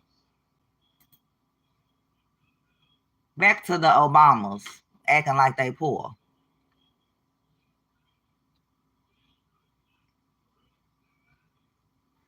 Or was it this one? No. We don't get to change the rules, so we always win. If we see a mountain in front of us, we don't expect there to be an escalator waiting to take us to the top. I don't twist nothing, and I'm not a media. I'm a mother of 6, and know that I'm struggling while I'm seeing the Asians get 26.9 billion for their small businesses. That's what I know. That's what I know. I don't know what you're talking about, media. I'm not media. I'm a mother that has businesses that I help people fix their own credit. Yes, fix your own credit. It's called do it yourself because you messed it up yourself. And if Kamala giving y'all this $25,000 for her first time generations, which means it's not going to you, it's going to the legal migrants that are here. You won't get a home. You won't get one of those $3 million homes. And if she do give you the $25,000 first time buyer money, you have to still qualify for the loan at the bank. Is the bank going to lend you the money? Do you make enough money to get the loan from the bank? And how is your credit score? Are they going to be discriminative against you like they are now because of the color of your skin? Like, you're still not going to get any of this stuff that she's saying she's going to give you, but then still not even telling you how she's going to pay for it. Right. She's going to go to the end of the rainbow and get a leprechaun and get the pot of gold, and that's how she's going to pay for this shit. Because, you know what? Y'all just weird. Back to the Obamas living in luxury. We don't have the luxury, ladies and gentlemen, says Michelle Obama. Here you go. Here's Michelle Obama's luxury, all right? Did our research for this show. Here's your luxury. Here's some of Michelle Obama's luxuries that she has. But want to literally are crying to y'all. Oh, we're so poor. Look at this. Just the blatant disrespect. Barack and Michael Obama. No, Trump doesn't act like a poor person, right? Isn't it nice to have like the authenticity of President Trump? Like we are live right now from beautiful Trump Tower. We are here inside of this magnificent, shiny building. I would argue the best building in all of Chicago. And we are built by the same people, the same architects who built the Burj Khalifa. So it really is a gorgeous, gorgeous property. Donald Trump doesn't try and hide the fact that he's a billionaire. Like, we know that. In fact, this is but they're trying to hide what they have. They're billionaires. Did you know that? Morally bankrupt. Truly. So depraved. They think you're such an idiot. They think you're so dumb. They think you don't have a Google. You don't have a phone. Obviously, y'all don't, because y'all not going to go check. Y'all just letting her pander to you. They lie to you. At least Trump doesn't lie to you. Trump's like, I'm a billionaire. I'm rich. Okay, that's nice. That's authenticity. At least they don't I'm lie not to you. calling it anything. It is a despicable practice. They must I'm not think calling so anything. I know I made more of my their businesses between 2016 and Barack Obama 2020. I do know that. And does the exact same thing. Okay. I do know my home wasn't being trying to be taken away so they can how go great up on the everything's rent gone. and give it to a And migrant. actually, it was like all the bad A legal one. Trump, who was in office for barely a day before we launched an investigation Outta that here. I approved, Crossfire Hurricane. That Get I outta came here. up with. Get out of Juries here. And Trump's win. Obama want to sit And there he said, talking oh, about them lies, talking because about of this, keeping kids in cages when he the one that built the cages. Y'all weird. because of Barack Obama and his hoaxes. Not as much as he is now. Where is it? That Where is it? anybody from the Trump campaign will tell you that. So the man who did that is now saying that everything wrong in the country is Trump's fault. I mean, truly, they must think that all of us are like helmet wearing, deeply low functional. Yep, DL not D. We think we on the slow bus. We in a class in the basement. We do not need 4 more years of bluster and bumbling and chaos. We have seen that movie before. I hope you're talking about these 4 years we're in now with Kamala, Camilla, and Leiden. I hope you're talking about these 4 years, 3.5 years. And we all know that I would have failed for this in 2008 and 2012. I would have failed for this because I did in 2008 and 2012. Is usually worse. So I have a conspiracy theory here. I think he was talking about Joe Biden there. He was. I think that's what he was talking. I think he was talking about Joe. He was, because they stole the office from Joe. And a bad sequel. This from the guy who orchestrated the shivving of Joe Biden and dumping him in the East River. This, ladies and gentlemen, is Barack Obama. Barack Obama also talking about kids in cages. Amazing, because we can prove to you that Barack Obama is the person who built the cages for the show. Here we go. From the show. Yeah. This is why I say Barack Obama peddles in racial hoaxes. Right? He says Trayvon Martin. In the Trayvon Martin thing, he says Trayvon Martin, if I had a son, Trayvon Martin would be my kid. He'd look just like me. Barack Obama and his Justice Department pushed racial hoaxes, flamed racial animus all around the country. Yeah. They didn't unite. Like we say, let me scroll back just a little bit. Did Obama amend build cages that house immigrant children at U.S.-Mexico border? Mind you, this was written July the 2nd, 2019. While under scrutiny for the treatment of migrants, the Trump administration had been following the same thing that Barack started.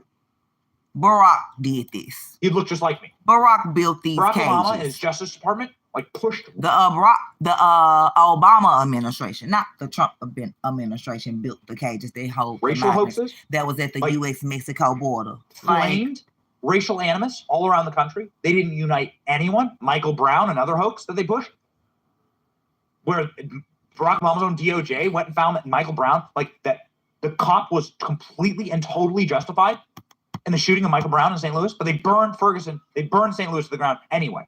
Barack Obama pushed it all. Here's another hoax that he pushed, saying that there's going to be kids in cages with Trump. Obama built the cages. What? They understand that we can secure our borders without tearing kids away from their parents. Just like we can keep our streets safe while also building trust between law enforcement and the communities they serve and eliminating bias. That will make it better for everybody. Weird. Very strange. He also talks about, they also talk about abused children, these people who are the open borders advocates, right? The largest human trafficking ring in human history. 300,000 migrant children missing under their administration. Okay. So so this is it. It's amazing. Name a policy that Kamala did. Okay. How you can actually tell in a man's criticisms, right? You can tell who a man spends his time thinking about and obsessing about.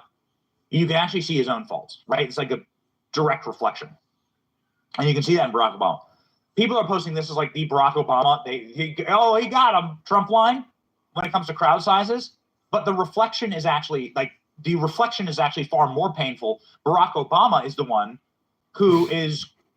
She's vice president. She's the president of the Senate. She's the one that made the deciding vote to tax tips. She's the one that made the deciding vote. The reason that groceries cost 400,000% more. The reason why houses is up. The reason that everything is up. She was the deciding factor.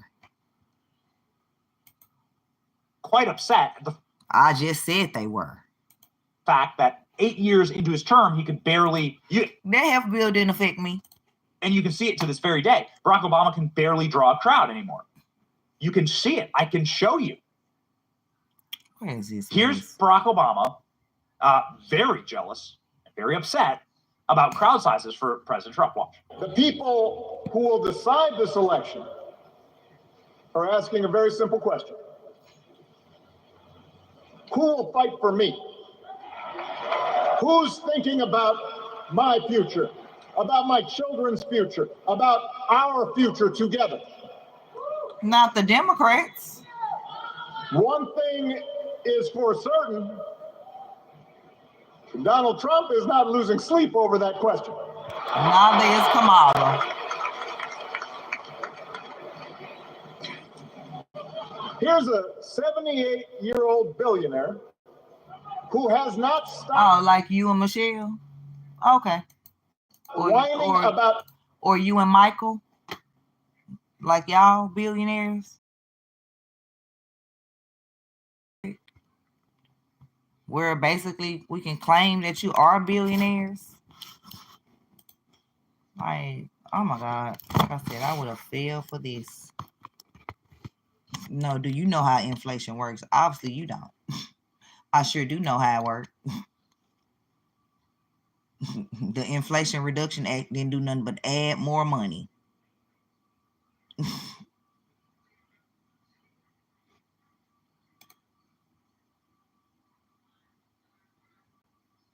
Even the Jamaicans that move over here say this is not the American dream. They lie to you and tell you this is the American dream, but all you work until you die. Your own people. You want me to find that video too?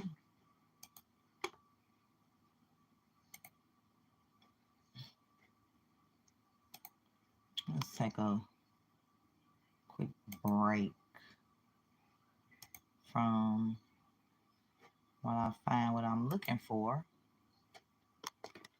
And just hear it from her own words. Like, man, let's find Planned Parenthood outside of the DNC. Have you cashed in on your previous SP? Not yet. Good. All the people talking about it wasn't a bus out there offering free abortions and vasectomies, but here we are. Wake up. When Kamala Harris said, "Do not come," She literally meant do not come. There we go. Open your eyes. I thought they took your rights away. Okay, keep believing the lies of the Democrats.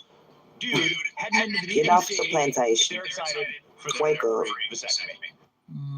Unfortunately, it was the Democratic Party. They've done everything they can, including creating PAC. I hope JFK Jr. Explain how it's perfectly feasible for I hope JFK Jr. joins Trump, because I would have voted for him and would have. But I knew he wasn't going to win, because I knew that Camilla, and Biden were going to make sure that to have them off the ticket. And he also has a woman as a VP who I would actually vote for. Yes, she's a woman, because like I said, this has nothing to do with color. This has something to do with you pandering your color to us. Kamala to give everybody free money. If Okay. you look at this chart behind me, you'll see a weather map, and you can clearly see here that almost every day in the U.S. it rains. All over the country it rains. Yeah, okay. What do we know happens after it rains? Rainbows? Oh, okay, yeah, rainbow. What Kamala's planning to do is when the rainbow comes up, Okay. we're going to have a task force of people go out to the end of the rainbow where they will find one of these. What Kamala's A leprechaun? is how these pots of gold into the economy and back into the hands of the Americans. Oh, okay, really? And I commend her for that. Girl. Yeah, y'all better get woke. Y'all better. Yeah. All night he been calling y'all to get me response. I'm Kamala. What do you think? Yeah. Has it been selling well? We just got it. Who is this guy? Who's the vice president? You know this name? Who's this guy? The guy she picked as vice president. Who's that? Trump more for me than they are. I'm doing my research on it, so I ain't gonna speak on them yet. Yeah. Do you know who Tim Walz is? Who is he? Is it? I mean, I'm asking the same question, right? I've been doing my research lately. Yeah. So I ain't 100% yet, so I can't answer that yet. Yeah, okay. We're asking about Tim, because we don't actually know who is Tim Walz. Hold on. We finna find out. We're gonna find out. Why? So I'm finna stop somebody and ask the same You're gonna question. find out. You're gonna find out. Yes, you sitting here selling. You sitting here selling Trump shirts. Okay. Come on.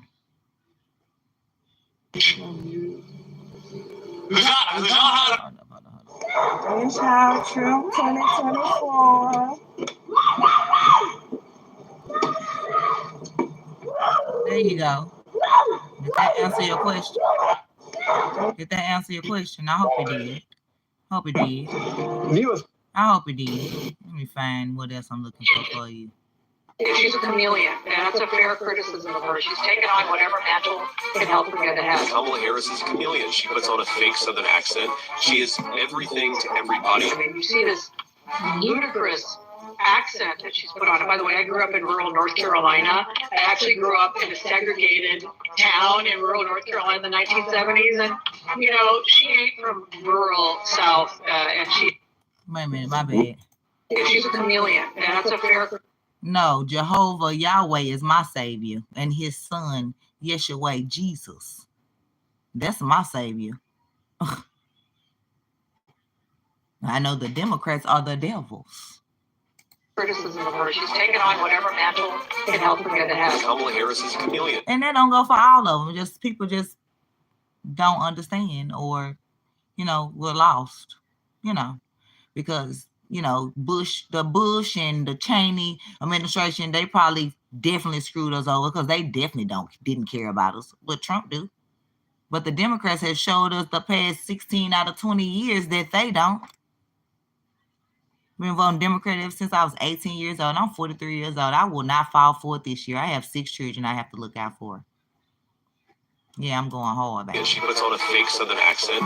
She is everything to everybody. I mean, you see this ludicrous accent that she's put on. And by the way, I grew up in rural North Carolina. I actually grew up in a segregated town in rural North Carolina in the 1970s. And, you know, she ain't from rural South, and she is not part of that persona. They don't talk like that in Jamaica, where her family really is from. This particular Saturday afternoon, with Kamala and all our friends, I said to the congressman, I didn't know he could preach like that. That's a lovely accent you have. New Jersey? You all helped us win in 2020, and we're going to do it again in 2024. Yeah. You are idiots. Yeah. Okay, and I don't know that everybody knows that. Bruh. Okay. She just told you right there. Recalling her mother's journey from India to America. Now, her mother, Shamala Gopalan, was born in Chennai and immigrated to America to study at UC Berkeley. The Indian origin senator also talked about her trips to India and her mother's attempts to instill a love of good idli in her. I stand before you as the first candidate for Vice President of the United States of South Asian descent.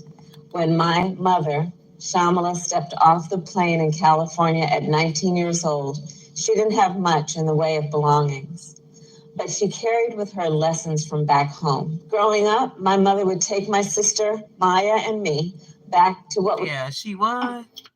This what the Democrats want. The Democrats want... Do you believe that Vice The President Democrats want men fighting your daughters in the Olympics. They want men going against your daughters in the Olympic Games.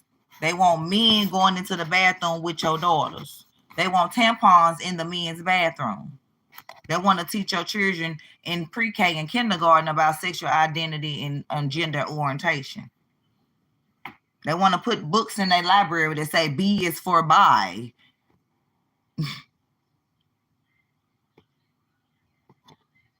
What? Oh, babe, I don't even know what you're saying. Just hush. Not even making any sense. It's probably not even your real name or picture. You mean to tell me that they let a naturally born man fight a woman in the Olympics and within 46 seconds she quit? I bet she did. That's like me getting in a fight with my man, which is considered domestic violence, right? So why would y'all allow that to happen? And that's supposed to be okay. We're supposed to be okay with that. Every woman in Olympic sports, in any sport, should boycott not participating if they're going to allow men. I don't care if you identify as a woman. If you were born a man, then that means you have man chromosome, man muscles. Like, This is ridiculous, and I cannot believe this is going on. I cannot believe Paris is allowing this to happen. God is not pleased, and Jehovah is coming back. And I hope y'all ready in Jesus' name. Amen. Whatever. Do you believe that Vice President Kamala Harris is only on the ticket because she is a black woman? Well, I can say no. I think it's maybe a little bit different. So I've known her a long time indirectly, not directly very much, and she was always of Indian heritage, and she was only promoting Indian heritage. I didn't know she was black until a number of years ago when she happened to turn black, and now she wants to be known as black. So I don't know, is she Indian or is she black? She has always identified as black. I respect either one. I respect either one, but she obviously doesn't, because she was Indian all the way, and then all of a sudden she made a turn, and she became a black person. Just to be clear, sir, do you believe I think somebody should look into that too when you ask continue in a very hostile, nasty tone. I just love. Okay. Were there any wars when Trump was in office? I'll wait. I'm for the person that's against war.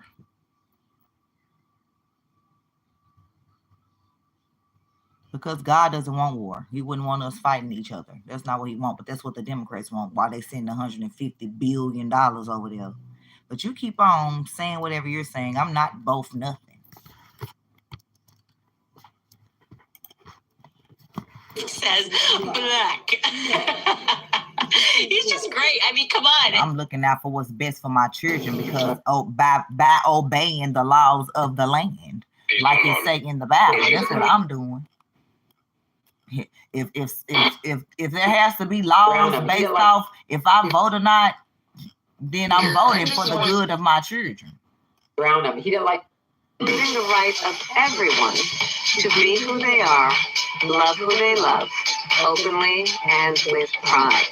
So as we fight back against these attacks, let's all remember, no one is alone. We are all in this together. And don't get me wrong, because I know a lot of people, they're going to try to do that to me. I have nothing against, the community. You know what I mean? I have nothing against the community at all. Like I said before, my sister, she stated, men, women, stuff like. I don't have no I have no issues with that whatsoever. But at the same time, what does this got to do with what we trying to make America to where we need to be? People complain about this, that, and the other, and y'all sitting in a room. 421, what you saying? What you saying, 421? Black men identify as women. Did you hear what she said? Where she said she always identifies as black. All right. Well, I know where I saw what people that worked for her while she was prosecuting and all that. If you even mention anything about her being black, her body language changed. She would get a whole attitude. It didn't change in the 60s and 70s. They were said this time. And then we got men like this. It's easier to tell your kids. And you cried when Joe Biden was elected. Why? Look at what's happening to us now. Was this cry worth it? Character matters. It matters. Tell me that's why we have Trump. Being a good person matters. That's why we have Trump. You need to for a whole lot of people. No, you certified country. You don't have to worry if the president doesn't want you here. If you're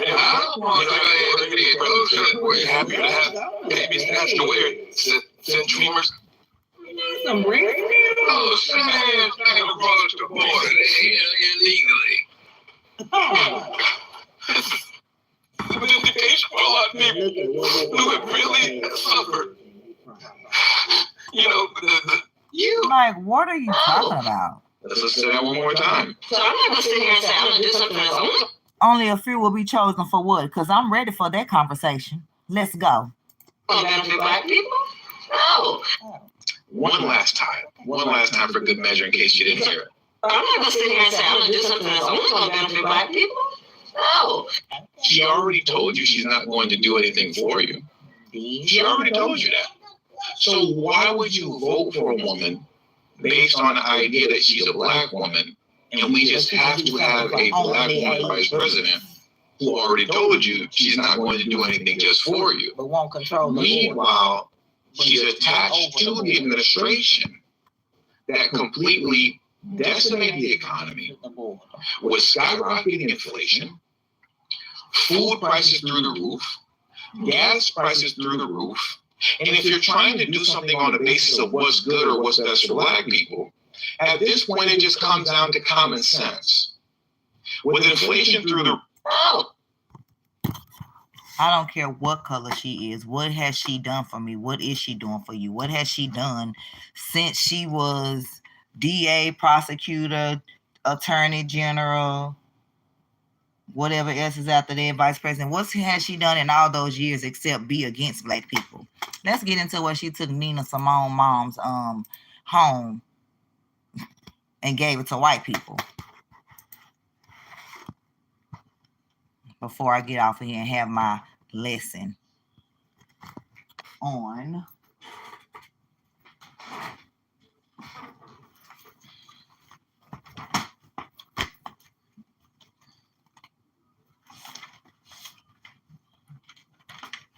you don't know my life, you don't know my walk. How to identify real Christians. Oh yeah, this is a real one today.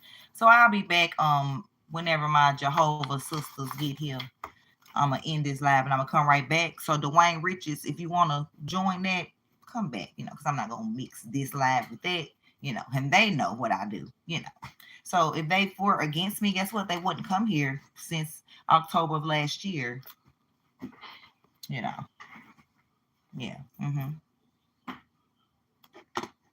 Because I'm not so on Trump. That's what you're missing. I'm not so on Trump.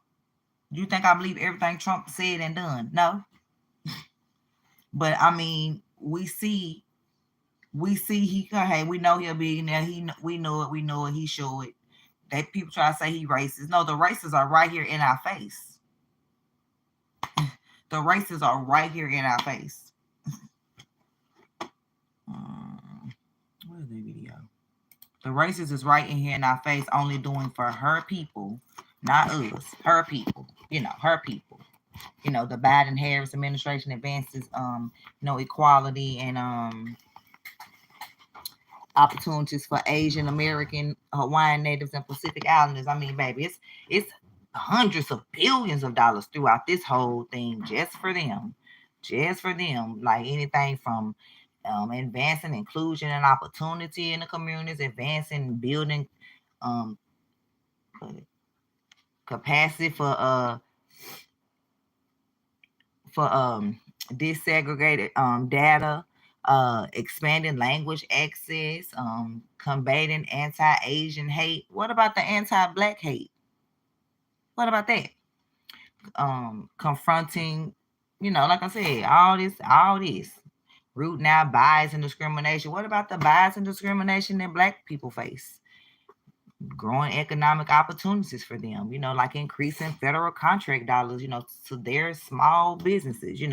Last year they received $20 billion, which was an increase of $2.7 billion over the previous year, which means in 2022 they got 17.3. I don't know how many times I have to say that. And in addition, they 7,500 Asian American loans were backed, which was an additional $6.4 billion.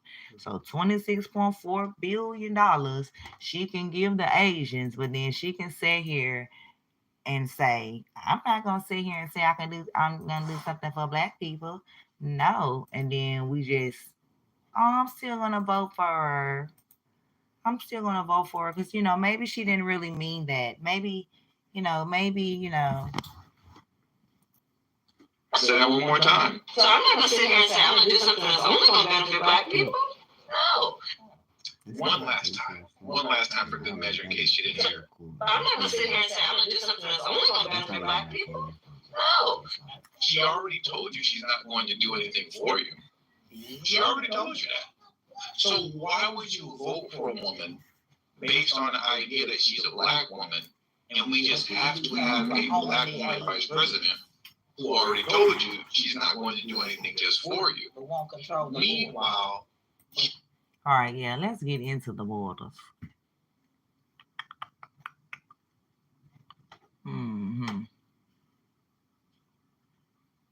What is this?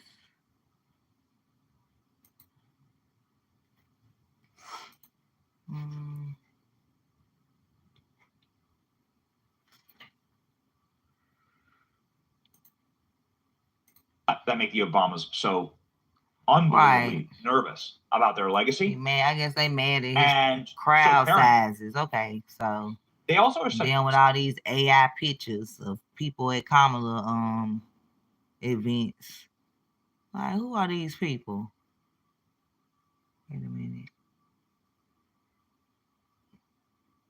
Like, who are these people? I think that's all I needed from it. I didn't want to keep having stuff open. Like,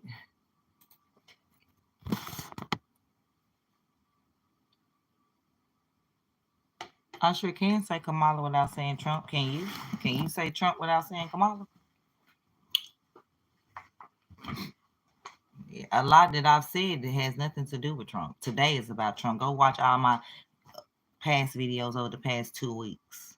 Everything that I've talked about her has nothing to do with Trump. Her taking Nina Simone's estate has nothing to do with Trump. Her sentencing a man to 50 years for a murder that she know he didn't commit to keep her prosecution rate up has nothing to do with Trump.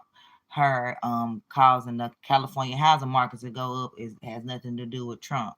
Her basically dismissing the Matrice Richardson case when she know that law enforcement possibly had something to do with her unaliving. This was a mental woman, 26 years old, that should have been taken to the hospital but was taken to jail, only to be released from the jail with no phone, no cell phone, and 11 months later her skeletons was found 1 mile from the police station. So, but she opened that case back up until, she got her spot in Senate or whatever she was running for. Well, she was Attorney General, so I guess she would have been running for, I don't know, whatever she was running for after that. Once she got that, she basically told them, oh, well, there's still no foul play found, which we knew that was going to happen anyway. She just drugged the case out. Even the family already knew, oh, she's probably going to drag this case out until after, her run, and after she wins, then she's going to still go say nothing was found, because the officer, the sheriff, the sheriff's department that was also being investigated for something else, another cover-up, she endorsed him for sheriff. Oh, okay. That has nothing to do with Trump. What else? Her locking up thousands of men and women for marijuana when she laughed about her smoking marijuana. Her knowing that a lab in California, one of the lab people actually was using drugs or whatever, and thousands of people's drug tests were coming back positive, and she locked those people up. And then when they found out that the lab was the problem, she didn't go back and rectify the problem as far as releasing the people, apologizing, giving them some money. For all we know, these people could have lost jobs, housing, anything, being locked up falsely. That has nothing to do with Trump. Okay, let's talk about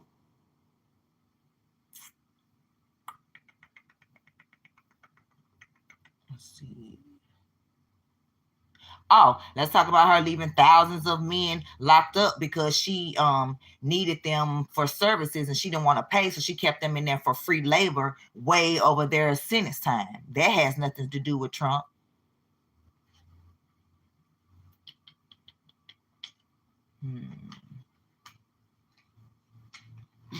Her giving the Asians $26.9 billion has nothing to do with Trump.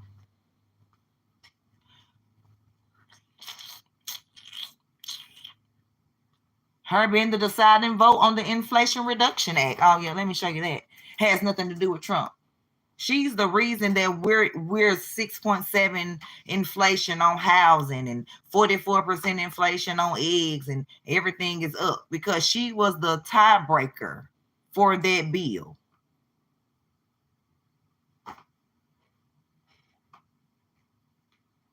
Trump forced her to do that. Okay. And she runs the border, has control over the borders, yet she has not been. And her response is, well, I haven't been to the UK. You don't have control over the UK either. You control the borders, which you're not. And that's why 20 million migrants have come in, even Venezuelan gangs robbing gun stores, stealing guns, stealing ammunition, getting $14,000 food stamps and $2,000 in cash, getting free housing, free healthcare. So, okay, so all they need is the guns to take over. Catch and release. You're not deporting them. Just catching them and releasing them back into different cities for them to do it to another family.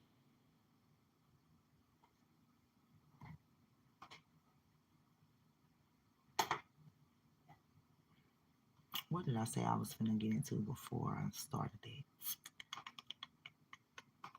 Oh, the inflation. The Inflation Reduction Act.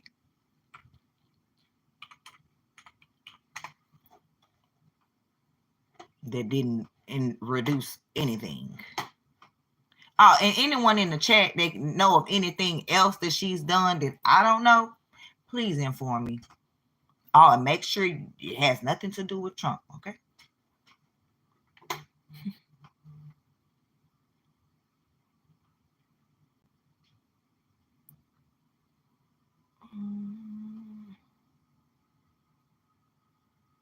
Here is it. Where is this one where this illegal bragged about getting money from Kamala in New York and free hotel rooms and all that?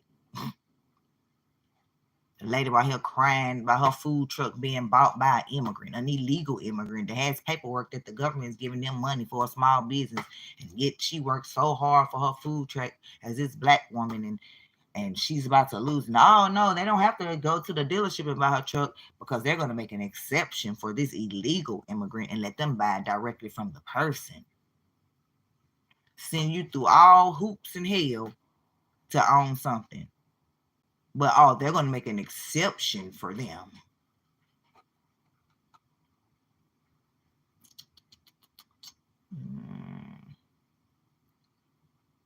I'm looking for the inflation.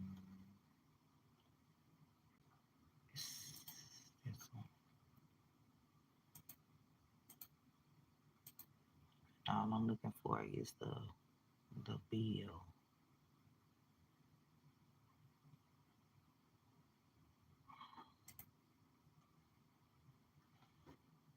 I think it's right here.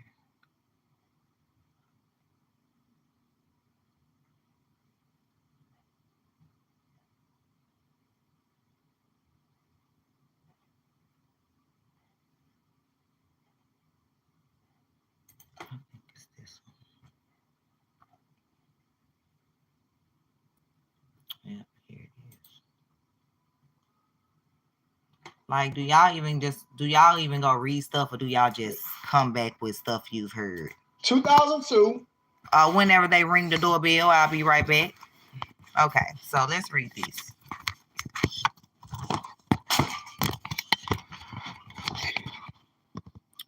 Summary: the Inflation Reduction Act of 2022.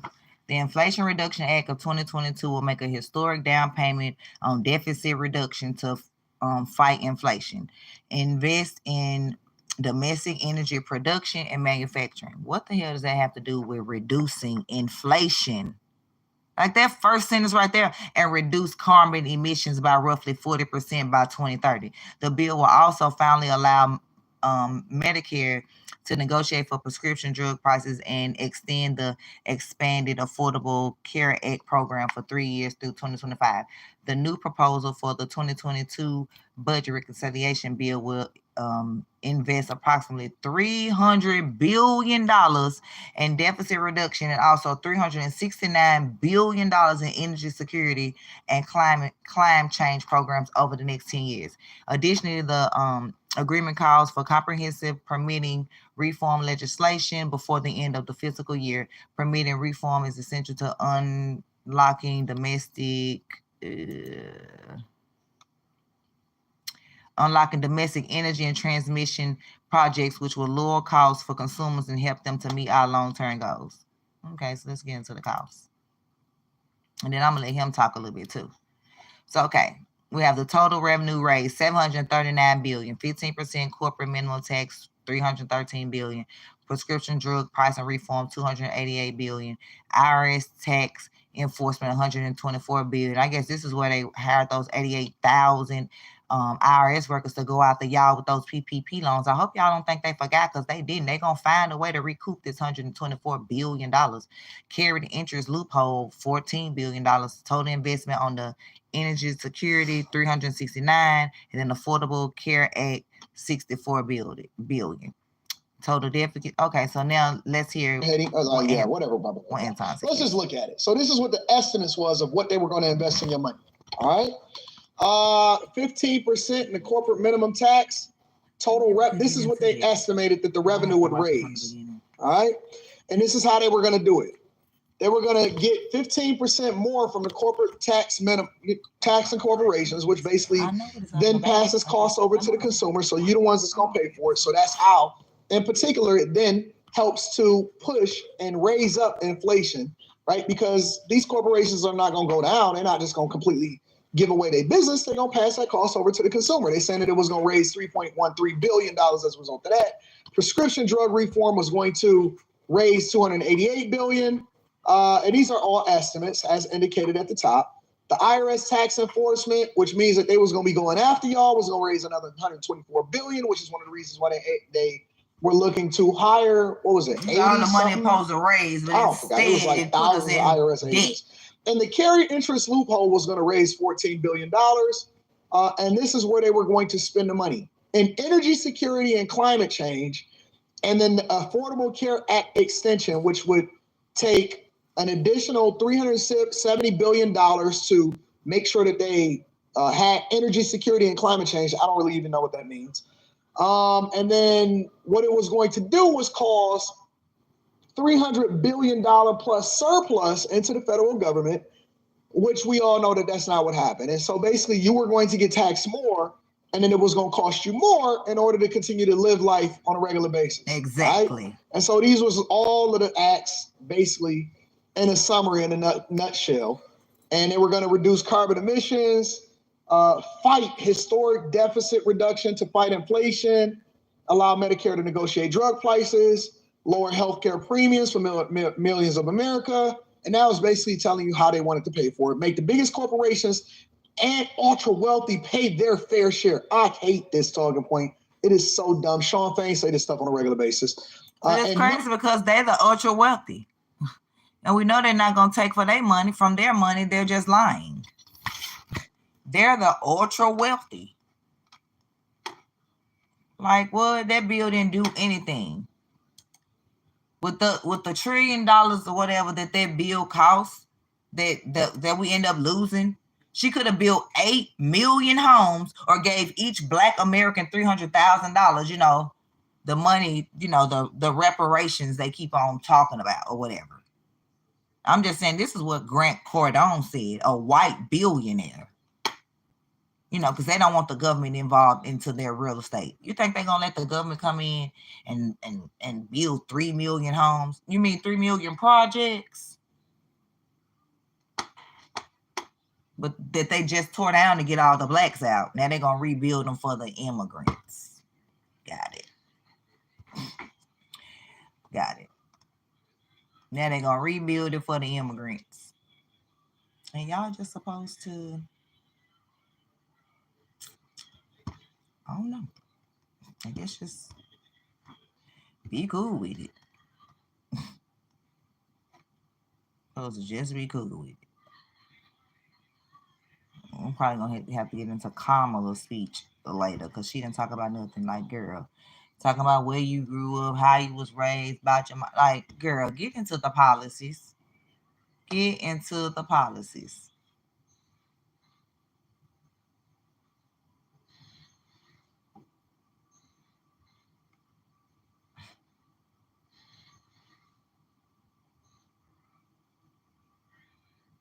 Was scandal based off Kamala? Because why is Kerry Washington and Kamala Harris' granddaughters teaching DNC how to pronounce Kamala's name? Now make me piece stuff together because, you know, Kerry Washington played Olivia Pope, you know. in Scandal. And then, okay, if you take the other guy that came and talked the president from Scandal. What's the Scandal based off of? We know. Scandal in our way right on up to the White House. We know.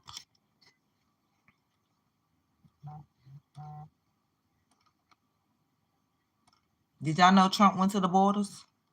To the Arizona borders yesterday? Meanwhile, Kamala haven't seen a border.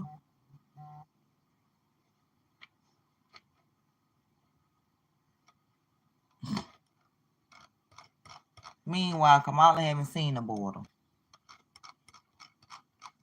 Yeah, Trump went to the border. Let me find it.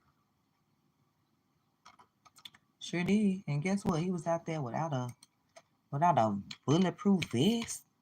He was out there without glass. He was out there. Kamala, why you went at the border, girl? Yeah, he was at the Arizona border.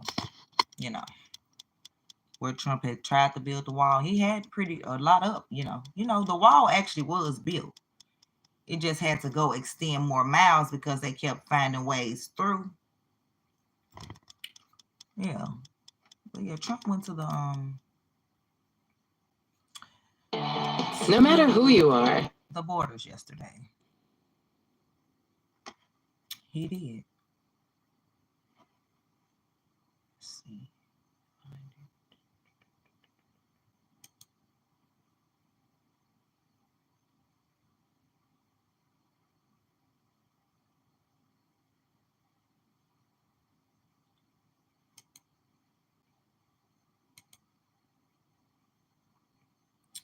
I don't know if it was a threat. It was some kind of let's see.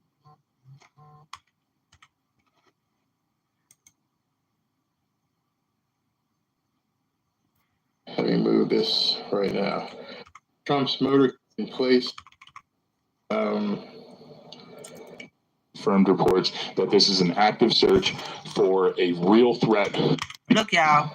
So while Trump was about to speak, it was an active threat. I think somebody was found there with guns, but with pow. Sorry, YouTube. But before I found that part, because I wasn't sure, I know they were talking about as they was waiting for Trump to come out that this was a some type of threat, and I think some pows was recovered.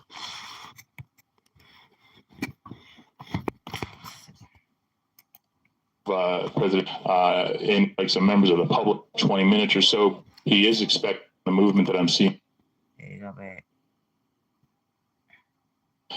From when President Trump was in office, and unfortunately this wall was cut short, but it does appear, based on the movement that I'm seeing on the ground and security on the ground, that President Trump has arrived. He is expected to. Looks like they here, so I'm about to end this live and start another one.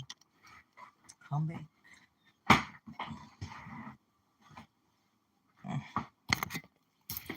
Right, y'all. We'll be back. Come back for the Bible lesson. MomBossMayo signing out. Peace.